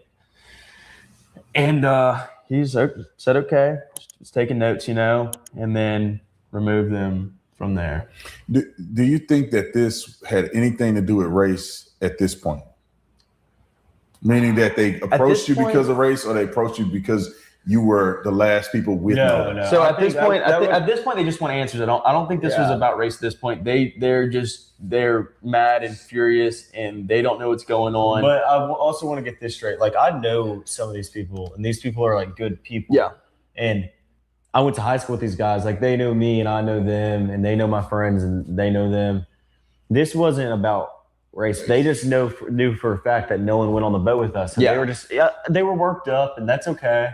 And they were mad, but that wasn't handling things. That wasn't trying to help. You getting mad isn't helping anything. But instead of solving the problem and trying to figure out, hey, where is Nolan? They were just getting pissed off and not handling things the right way. And I mean, that's what happened. You guys said you ended up going and looking for Nolan the next morning, but you said you were thinking about doing it that night. Yes. And why didn't you do it that night? So we already called the Coast Guard at this point. We didn't have access to a boat that was already in the water ready to go, other than one that I'm just not allowed to use at all. And I was still this close to taking it out. I mean, I was right there. So you guys go the next morning, you look for Nolan. Can you explain how did that happen? Who was looking for Nolan? Who was on the boat? Was it multiple boats? Was Multiple it one boat? boats. Okay, can you explain that? Who was out of this group? Who was on what boat, or who was on a boat or not, going out and looking for Nolan? So me, Wyatt, and Trayson got in the boat. We got in the Palm Beach that morning, the morning after, and we rode out to the islands, and we were met by a DMR. There was 7 DMR boats already out there, DMR and park rangers. We talked to them. We gave them all of our information. They personally asked if any of us were on the boat with him that day. We told them yes. They just said, all right, well, I mean, we got the area scoped out. I mean, and then after that, we just went up to the beach. I think we met up with y'all in the water. I took my boat out with Jax. And a couple friends of mine, and then my mom and my stepdad. And they were out there too with you? Correct. And I just met Morgan and Wyatt and Trayson and his girlfriend out there. And we actually, when I rolled up, I parked up next to Morgan and everybody who was with him. And I was like, well, y'all can run around, or we all planned this out. Morgan was going to run around the south side while we covered the north side. And we were just going to try to cover as much ground as possible. But I mean, there were so many DMR boats and helicopters and drones and everything else out there. I don't really know what an 18 and a 25-foot bay boat is really going to do. So, I mean, we sat out there. We went for a couple hours and we looked around and we searched, but we also don't fit the requirement that DMR has and the tools that DMR and United Cajun Navy and all these departments have to look for somebody. I mean, we didn't put that much of a help out, but yes, of course, we went out there and looked for our friend. That's not a question. Who else in the friend group was out there? Did you see Nolan's family? Did you see some of the other kids that showed up at your house? You see anybody else out there? We did see a couple other. We met up with a coach that was previously Nolan's high school coach. We met up with him. They said that they had previously already been on the island. They walked a good bit down the island both ways, and they were just driving around the island like we were doing. And we eventually got off the island. We got on this rip current. It was going west out towards Ship Island and then back towards Biloxi. And we drove that for a couple miles. People were also looking on that too. There was multiple boats out there not associated with DMR with binoculars. There was people fishing the rip, and we asked them, they rode it all the way from Ocean Springs all the way out to Horn Island. And we were like, did you see anything, blah, blah, blah. Because, I mean, if a person is floating in the water, treading water, they are going to be most likely in the rip. And that all comes into play with the washing machine. I mean, you got Horn Island. The washing machine for me. Horn Island and Ship Island, I mean, they come like this, and then there's no island right here. So it just tons of water flows through, the tide goes out. I mean, sometimes it gets pretty gnarly in there, and it creates this big old pool, basically. Yeah.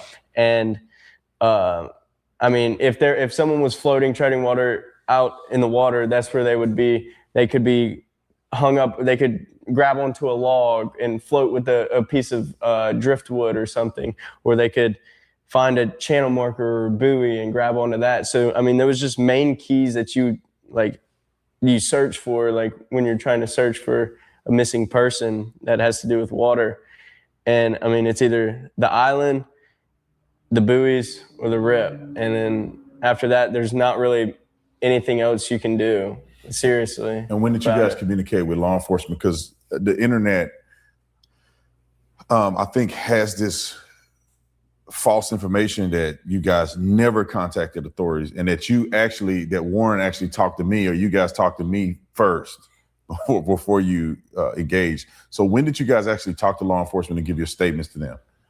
So as soon as we got off Now, I'm sorry, but that is an outright lie. Okay, that's an outright lie. Who said that? Whoever said that they didn't call for help and that they called Rage Batum Tatum first? Who said that? Nobody ever said that. Now, I keep telling you all how Rage Batum just sits there and tries to paint these fictitious narratives, acting like he's debunking things, acting as though he's proven them to be innocent by saying that they didn't do certain things that nobody ever said they even did. Okay, nobody said that they called him first. Why would anybody say that? First of all, no one even knew in the beginning of all this that he was going to be interviewing them. So why would anybody think that? Okay, please pay attention. The lies are so ridiculous. The water from searching for Nolan. Which is on the day of the 5th? Yeah, the 5th. As soon as we got off the water, I got a phone call. I believe he got a phone call too. Yeah, I got a phone call while we were out there. I got a phone call too as well. So basically what it was saying was, hey, take a few questions over the phone, answer the questions, and then they had a date for us to come in for actual questioning. Okay. And mine was the 6th. There was like the next day or something like that, you know. I think theirs was too. I believe mine was the 7th. I would like to say, but not for sure. But mine was around. Regardless, like we all cooperated fully. It's not like we had something. Yeah, like full we were trying to cooperation from the start. Yeah, really. And how deep did they go in this interview with you guys? Oh, they asked all the way. I mean, they all asked. I mean, How long was the interview? Like, was it an hour and a half? I dotted every I, crossed every T. I told my friends, like, listen, go in there and like say every detail of like even what you like ate for breakfast that morning. It doesn't matter, everything you have, because like anything could help. You literally never know. And like it's what we all did. Like we all cooperated. We all wanted to help. We all did everything that we could to help. Like regarding this situation, it's not like we just like I could say blindsided this. I could say personally, I started my story from the night before. Yeah, I started whenever I got off work on Friday. I started my story from last 5th of July. Like she was like, all right, take me back to day 1. And I was like, all right. I mean, we've been talking about this since the 5th of July last year. Like what we're going to do, like how we're going to make this better. How are we going to make this funner? Like, as far as the investigation is concerned, did you guys give your phones over to investigators? Yes. We gave our phones over freewillingly. It was our choice just to give our phones over, let them look through them, whatever they wanted to do, and got them back. Because we have nothing to hide. We wanted to be fully transparent with, you know, the sheriff's department, everybody else including the FBI, and you know anything to do with justice. We wanted to help out, and that's what we did. We gave our phones up, and like Jack stated, we literally have nothing to hide. So. Yeah, and everybody gave their phones up. Correct. Yep. To be forensically evaluated by the FBI. Yes, sir. Okay. Yeah. So while on the topic of phones, did you guys have any access to Nolan's phone? Did you delete anything out of Nolan's phone? What's your thoughts on Miss Christine saying things may have been deleted? My thought is that's a blatant lie. I know for a fact that this is the thing. We have no reason to get on Nolan's phone. I have no reason to get on any of my friends' phones. If I had a reason to get on Nolan's phone, I wouldn't be able to get on it because I don't know Nolan's password. I don't know any of my friends' passwords. If I handed Jax my phone right now, he wouldn't be able to get on my phone. I have nothing. I'd have him permanently locked out of that thing. Correct. Yeah. I have no idea how to get on Nolan's phone to delete anything. But in the first place, we have nothing to delete on Nolan's. First of all, how does he know Nolan had a password? How does he know Nolan had a password on the phone? That's for number one. I have several questions. But also, he just called the mother, Christine Wansley, he just called her a blatant lie. Because Tatum asked about her saying someone had deleted things from the phone. Here's the thing. Why didn't he even think to say, rather than calling her a lie, why didn't it occur to him to say something like, oh, you know, maybe someone else deleted it. Maybe someone deleted it without me knowing. I know I didn't delete it. He should have just spoken for himself. But the fact that he sits there and calls her a blatant lie, when any of them who had possession of the phone or were anywhere near the vicinity of the phone could have deleted something. He should have just spoken for himself and said, I didn't delete anything from the phone. I don't know what anyone else did. But for him to quickly go and get so defensive and say, oh, that's a blatant lie. I have no reason to to delete anything. Well, you know, if people are doing something criminal, they absolutely would have a reason to delete things. And I'm not saying that he did. But I just find it interesting that that was his first go-to thing to say out of his mouth. That's a blatant lie. How do you know that no one else deleted something? How does he know that? Okay, I think I know why he knows that. Okay, because I think he knows exactly what happened to that phone and who deleted what. E. Worrell says, thanks for all you do, Queen. Well, thank you, beloved, for your kind words and your contribution. I appreciate you. Peace, love, and blessings. Now let's continue listening to the Film, lie. like, I don't know what this, because Nolan didn't take Snapchats that day. That means things were deleted. He was just living in the moment. We were just living in the moment, like every guy on the planet Earth does. I mean, like, I'm not sitting here filming my whole day, and I get Nolan. Yeah, took a lot of pictures, but just because Nolan didn't take any pictures from July 3rd to July 4th doesn't mean we deleted something. No, Nolan just didn't take any pictures, and that's perfectly fine. I have one video in my camera roll saved from the 4th of July. So when hormones let gravity in,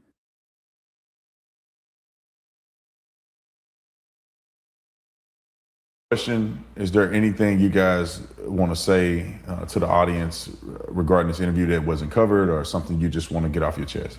I mean, Nolan was like a brother to all of us. I mean, we loved him dearly. Yeah,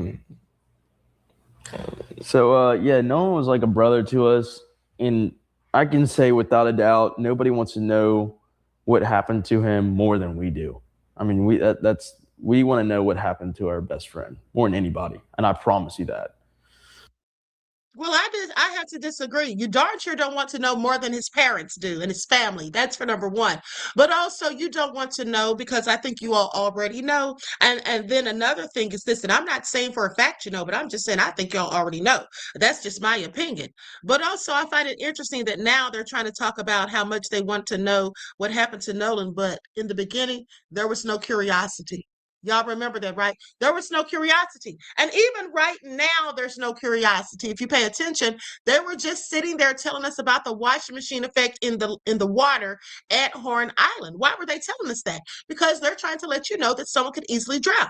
Just the other day, which was yesterday, as a matter of fact, I pointed out to you how when Warren was at Horn Island with Rage Batum Tatum, he was talking to him when Rage Batum Tatum asked him, is there anything you want to say or anything you want people to know?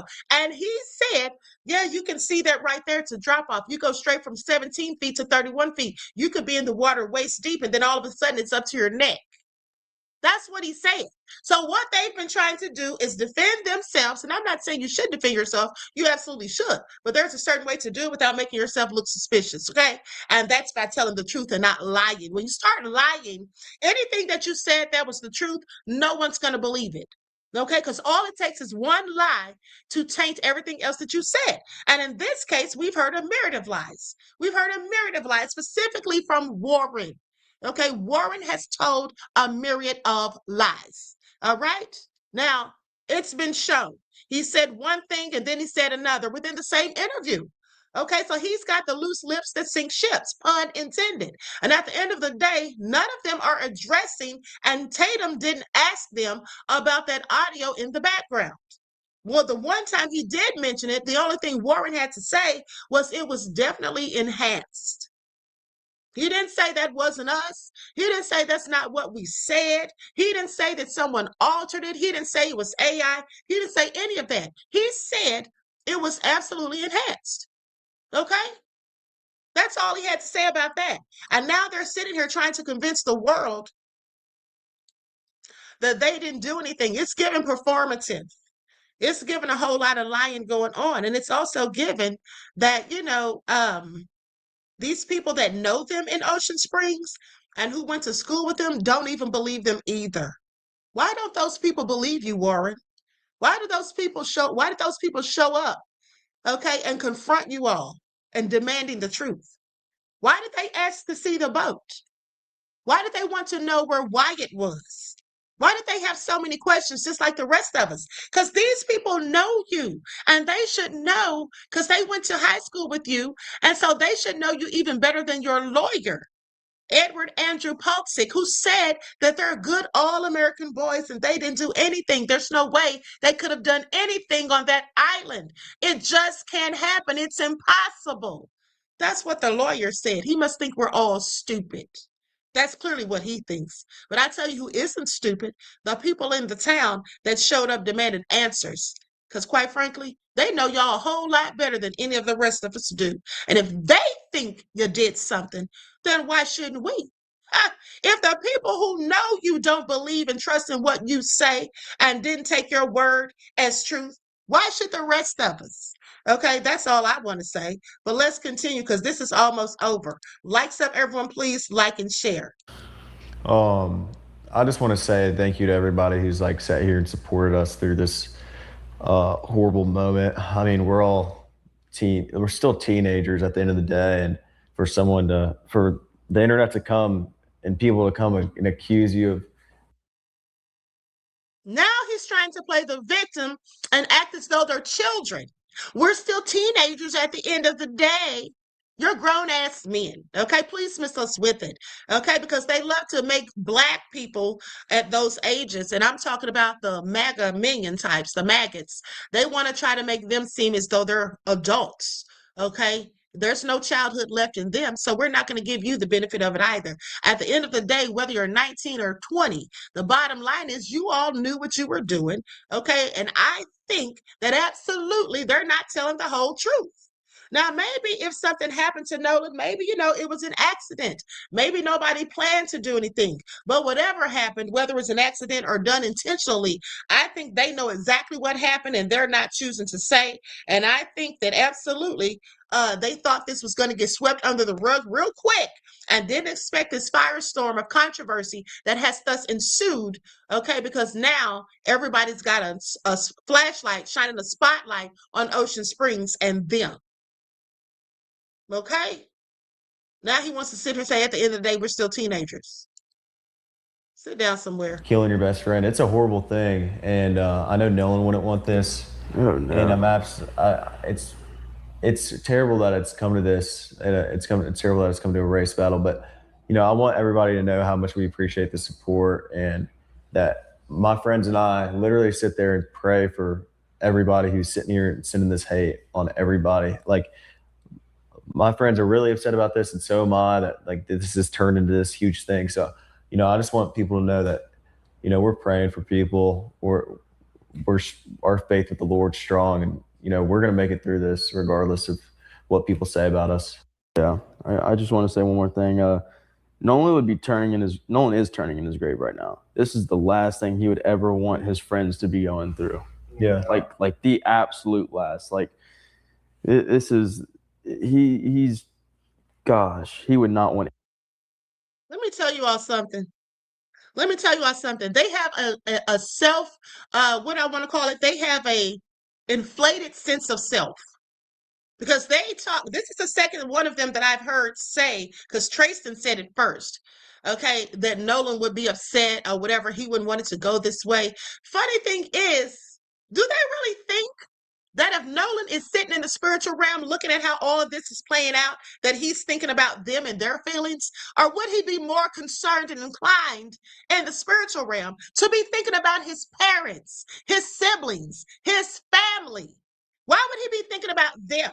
I would think that Nolan would be more concerned with what his own mother, okay, is going through than them. All right, they sound ridiculous. He'd be turning over in his grave. He's likely turning over in his grave because he knows that his parents want the truth and justice, and they just may not get it because there seems to be a huge cover-up. That's what I would venture to guess. If I had to bet money on what Nolan was thinking as he's in the spiritual realm, looking down upon us all, I would think that's what Nolan was thinking. Not thinking about them and their feelings, not thinking about how this is affecting them. Because aren't y'all the ones that claim you left him on that island to fend for himself while y'all still had his phone? And aren't you all the ones that just called his mother a blatant lie So you think he's turning over in his grave for you? I doubt it. I absolutely doubt it. They sound ridiculous. Okay, that's how they sound. Any of this, he wouldn't want this publicity. The fact that we couldn't even go to our best friend's funeral because one, we didn't want to take the attention away from him. I mean, that was his day. We didn't want to do that. And the fact that we couldn't even go to our best friend's funeral is horrible. That's something we got to live with. You know, the rest of our lives. So you say you couldn't go. Can you explain? Now, just look at how they're making this all about themselves.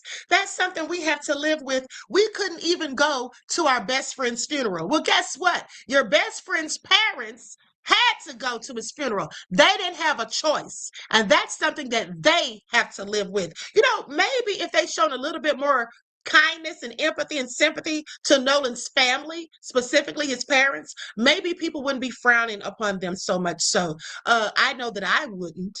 Okay, I know that I wouldn't. If they had come out in the beginning offering condolences, acting like real friends who really loved their brother, as they called him, then maybe we wouldn't be looking at them with a whole side eye. But they've not done that. The only thing they've done is try to worry about themselves. Okay, the only thing they've done is try to clear their names. Okay, that's it. And that's all. That's all they've done is come out and defended themselves. And in doing so, they have smeared Nolan's mother. So I don't think they were ever friends of Nolan's at all. Because if you were someone's friend, why would you be so quick to bash their family? Okay, make that make sense. The parents are looking for answers. Why is that a crime? Explain that a little more. What were you told that you couldn't go, or was it something that you derived from the feedback that you've been getting from the family? What made you ultimately make the decision not to go to the funeral? So it was a little bit of both. It was one. Well, at first we had our heads down. We're like, all right, we're gonna go. We want to go. This is the last time we ever get to see our best friend. We're gonna go. And then as soon as we made up our minds with that, everybody was like, no, you're not. No, you're not. No, you are not. You are gonna either get jumped, hurt, something bad's gonna happen to you. Go to that funeral. And then on top of that, they point out another fact that we're going to take the attention away from him, and that's the last thing we want to do. Yeah, 100%. Like they both said, like Nolan's like a brother to us, and now me and all my friends have to live with. Imagine you were 19 years old and your best friend just died, and now the whole internet's accusing you of killing him, and on top of that, you can't go to his funeral and say your last goodbyes to one of your best friends. Because regardless, and we're going to Jack's feel the same way, and so does White, everybody else. I can speak on their behalf about this. Regardless about what the internet says about our relationships with Nolan, we know from the bottom of our heart who Nolan was to us and who we were to Nolan. And at the end of the day, I can say this confidently.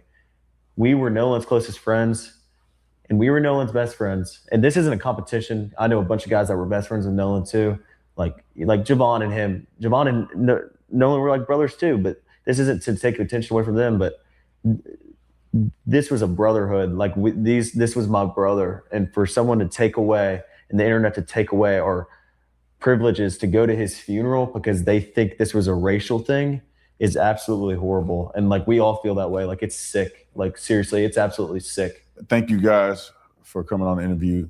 I think it's very courageous and brave.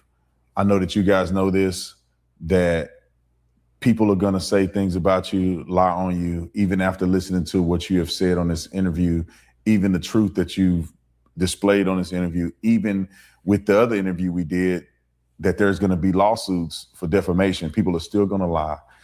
But I want to say, after getting a chance to meet you guys, that I'm very proud of you guys for telling your side. Appreciate it. It's not easy. And I hope that the world could at least give you a chance by hearing what you have to say. And the truth is going to come out, right? It's going to bear.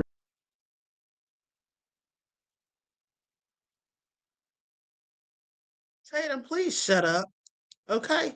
Please shut up. Hold on. There's another clip I want to go to. Likes up, everyone, please like and share. Okay? Let's go to this last clip. Then we're going to be out of here in a minute. To say that as you posted that clip of all of us on the boat, you know, as it's rolling, not rolling, but right there sitting in the water, Wyatt's on the phone with Cito in that clip. I mean, he's on the phone.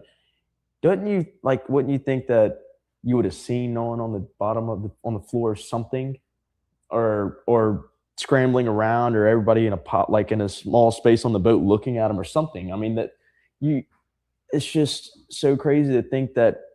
Why would we call Cito if we have a dead body on the boat? I mean, why would we call the Coast Guard? Why would we do the things we did if we know we killed somebody? I can do it. Very interesting choice of words. Why would we do this and that? What about you don't think somebody would have seen Nolan scrambling around on the floor of the boat? That sounds very descriptive, like I told you all previously.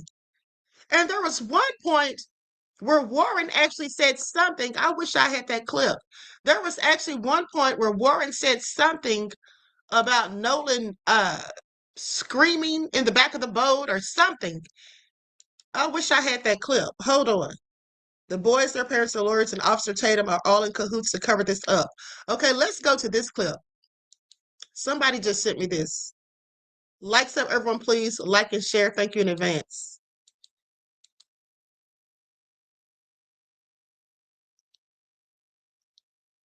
Enough.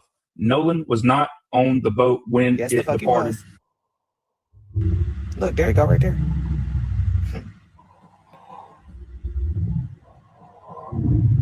Look, he gonna say, look.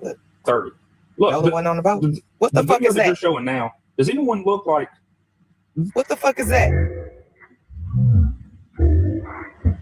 Nancy Grayson, you gonna stop playing? Talking about no, Nancy. Cito call right there. Does anyone look like there's that's why Tatum put body on the boat logo or over something that that photo? just happened? The bitches all need to. Now that's what I showed you all the other day, where it looked like something was darting up. It looked like a hand or a foot or something was definitely popping up. Okay. I don't know exactly what that was, but definitely it looked like something was there. Go to jail for a long time. None of these boys have a story that is. Y'all, when I say that this shit stressing me out, I cannot sleep. Like I just knew it was the reason I could not sleep. And after all bro, they are lying. And then they really got on the internet and said, yeah, our clients are clear. There will be no charges. They're in the clear. The police already cleared them. Does there look like there a body on the boat? Fuck yes, it look like it's a fucking body on the boat. Who the fuck leg or arm is that they keep raising up? Right there. What you mean? Even right when you said, look, that's exactly when his arm came up. You know what's so crazy? Everything they did to try to cover this up. But God made sure Nolan raised his arm, leg, whatever that was, up off the ground right at the second. We all know how quick a boomerang is. How sway is it that his arm is raising up off the floor of the boat during the alibi boomerang? Y'all, everything y'all trying to do, but God, just like the fake alibi tow call, but God, y'all just in the background screaming, is he dead? Check his chest. Oh my God. Yeah, he on the fucking floor. And I'm so sick, bro. That shit is racist. That shit lame. Them lawyers need to go down because they up there laughing. They know what the fuck going on. The main thing was don't place Nolan on the boat. Leave Nolan at the island. As long as we don't place Nolan on that boat, y'all scot-free. And that's why they had all these pictures and these alibis and everything to not try to put Nolan on the boat. Because as long as Nolan wasn't on that boat, and as long as they was gone, that's all they needed to get off. But you bitches ain't getting off. Okay, now let me just say this. You see, the fact that something looks like it was on the floor and darting up, that goes along with what Jack said. Okay, when he said you don't think someone would have seen Nolan scrambling around on the floor of the boat, why would he say that? That's very descriptive. Why would he say scrambling around on the floor of the boat? He could have just simply said, you don't think if he was on the boat, somebody would have seen him? But why would he be so descriptive? I'll tell you why. People often tend to be very detailed when they're lying, right? But they also tend to be very detailed when they expose their lies. Okay? When they expose their lies, when someone's doing too much, when they're trying to make it seem as though we didn't do anything, they'll say exactly what they know people are probably thinking, or they'll inadvertently say something that actually happened. And because they're trying to make you think that what actually happened didn't happen. And so they'll slip up and say what actually happened. You see, sometimes the lies actually expose the truth. Now, I'm not saying they did anything. I'm just telling you that sometimes, and I'm speaking in general, sometimes when people are lying, they slip up and expose the truth because, believe it or not, lies absolutely can expose the truth. Okay, please pay attention. Now, with that all being said, let's go to this next clip. Likes up, everyone, please like and share. Look at his face. Because this person that posted this said he doesn't have the least bit of concern for someone who was aboard a sinking boat. So I've got a really big problem with these guys right here, right? If this is them on the boat, he don't even look concerned like he's sinking. And let me tell you something about that. If the water is coming over your battery on a 22-foot Triton sea flight, check this out. That means to tell me you've got an extra 7 to 8 people on board. That's how much water. 300 gallons of water you've got on this Triton, you want me to believe. 300 gallons of water is roughly like maybe 1,500 extra pounds, so to say. Not only do you got all this fucking water on this boat, but you've done pulled the plug, and you look like you're frozen for a magazine. And also, you sat still for 2 minutes while the plug was being pulled on a boat. Once you pull the plug, you've got to move, buddy. You can't sit still. Water rushes in, not out. So why did you pull the plug on the CTO call but not move the boat till 4:31? If you moved the boat at 4:31, you should have pulled the plug at 4:30. Honey, if they was sinking like they say they was, this would have been them, basically.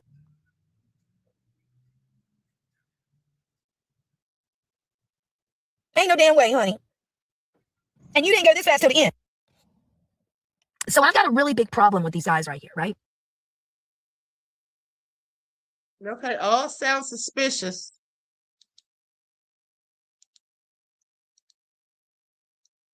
All sounds very suspicious as far as I'm concerned. Okay, hold on, one more clip.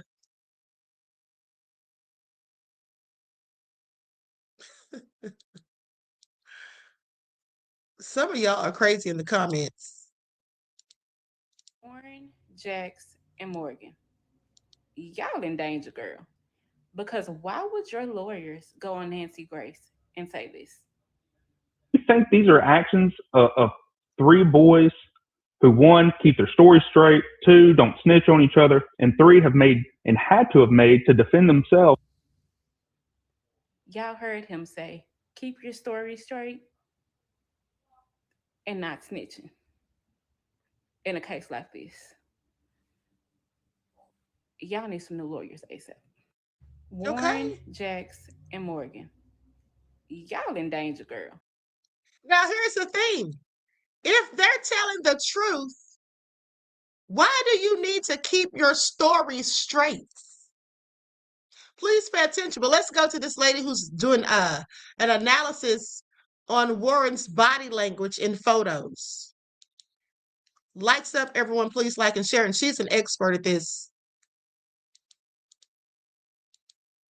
Several requests to look at Nolan Wells' friend, Warren Hudson. After reviewing several photos, the first thing that jumps out is that this is a very unhappy young man. He is not smiling in not one photo. Given what I consider to be a more deflated disposition in pretty much every photo that I reviewed of him, I would say it's very likely that his basic needs were met, but not his emotional needs. He very likely has a parent that has been very hard on him. This is further reinforced by his exaggerated, proud chest and high chin, which demonstrate someone who most likely operates more from ego and bravado. You can expect a person with this disposition to be highly competitive in nature. That competitive nature can definitely serve him well professionally and maybe even in team sports. However, it could usually be to a person's detriment personally. And the tightness in his mouth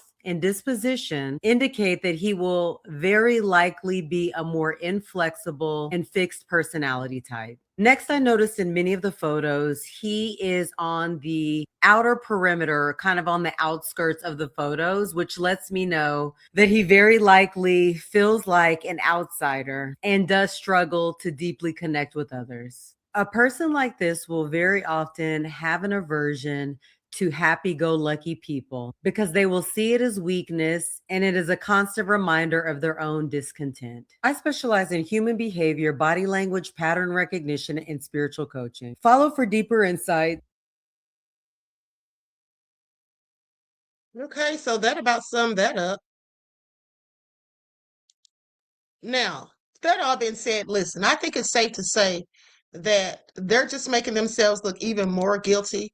Uh, Roni Q, I hope I said that right. Roni Q, thank you for your contribution, beloved. I appreciate you. Peace, love, and blessings. Okay, listen, they're just making themselves look more guilty by the day. And as I said previously, Rage Batum Tatum's not doing them any favors. He thinks he is by leading them into these questions with these staged interviews where he's already told them what he's going to ask. They don't realize these things sound crazy. They don't realize that they're slipping up and telling on themselves, Nolan scrambling around on the floor of the boat. Who would even think to say that? Okay, I'm sorry. That sounds like something that you may have actually seen and you just had a Freudian slip. Okay? Or you just tried to use that as an example of what nobody would have seen because that didn't happen, but did it? Okay, I have several questions. Okay, I have several questions, and I'm telling you, the more they do these interviews, the more questions we have. And if they think this is helping, I don't know. And then another thing I want you to pay attention to, every time they come back with a different interview, they try to correct some of the things that we've all been saying about them. For example, when we said they didn't seem to show any empathy or they didn't talk about Nolan, now they want to talk about Nolan. When we said they didn't seem to have any air of curiosity, specifically, Elliot Connie said that first, okay, that they didn't seem to have any curiosity. Now they say, we want to know what happened to our brother more than anyone, not more than their parents. Please sit down somewhere. Okay, they're trying to overcompensate and they're trying to do such a good job at damage control till they're doing an awful job at it. Okay, that's what they're doing. And they're lawyers. They're not making any sense either. And also, by the way, did I mention to you all that one of their lawyers actually quoted something from a gangster movie, like a mob movie, when he said, when you enter the court, you want to try to correct it before you go to court, because once you get in court, then you can't leave. That's in a movie. Do y'all know this? This is in a movie. They're being very performative, even quoting movie scripts. Like, make it all make sense. And then the lawyer that just sat here and said that he told them to keep their stories straight. Why would you need to keep your story straight if you're telling the damn truth? Because everyone, if you're telling the truth, everyone is going to tell the same story. They may just use different words to tell it, but their stories should be the same. So there should be nothing to keep straight when you're telling the truth.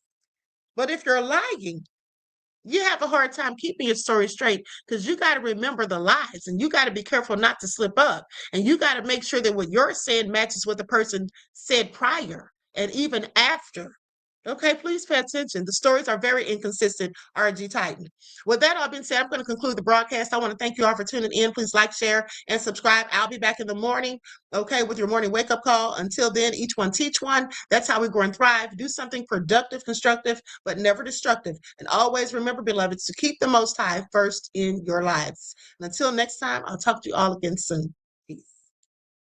Grand Rising. Grandy.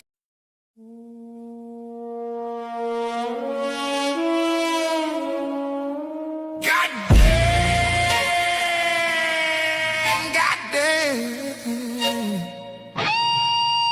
Mississippi, Alabama, Florida.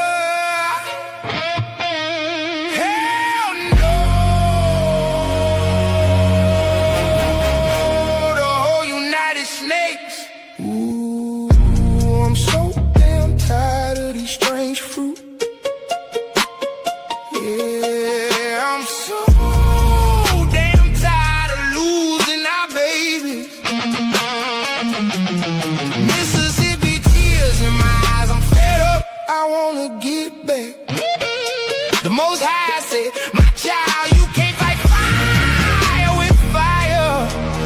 This a beast, you pour water on the fire. Take the whole system down.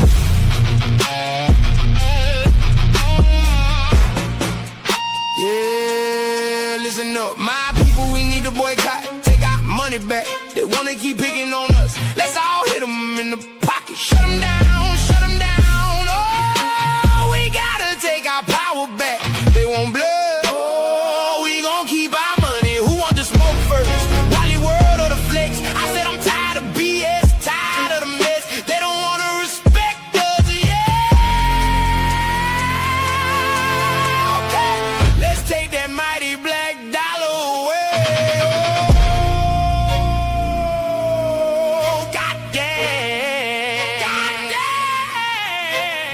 Mississippi, Alabama, Florida. Hell no! The whole United States. Ooh, I'm so damn tired of these strange fruit. Yeah, I'm so damn tired of losing our babies.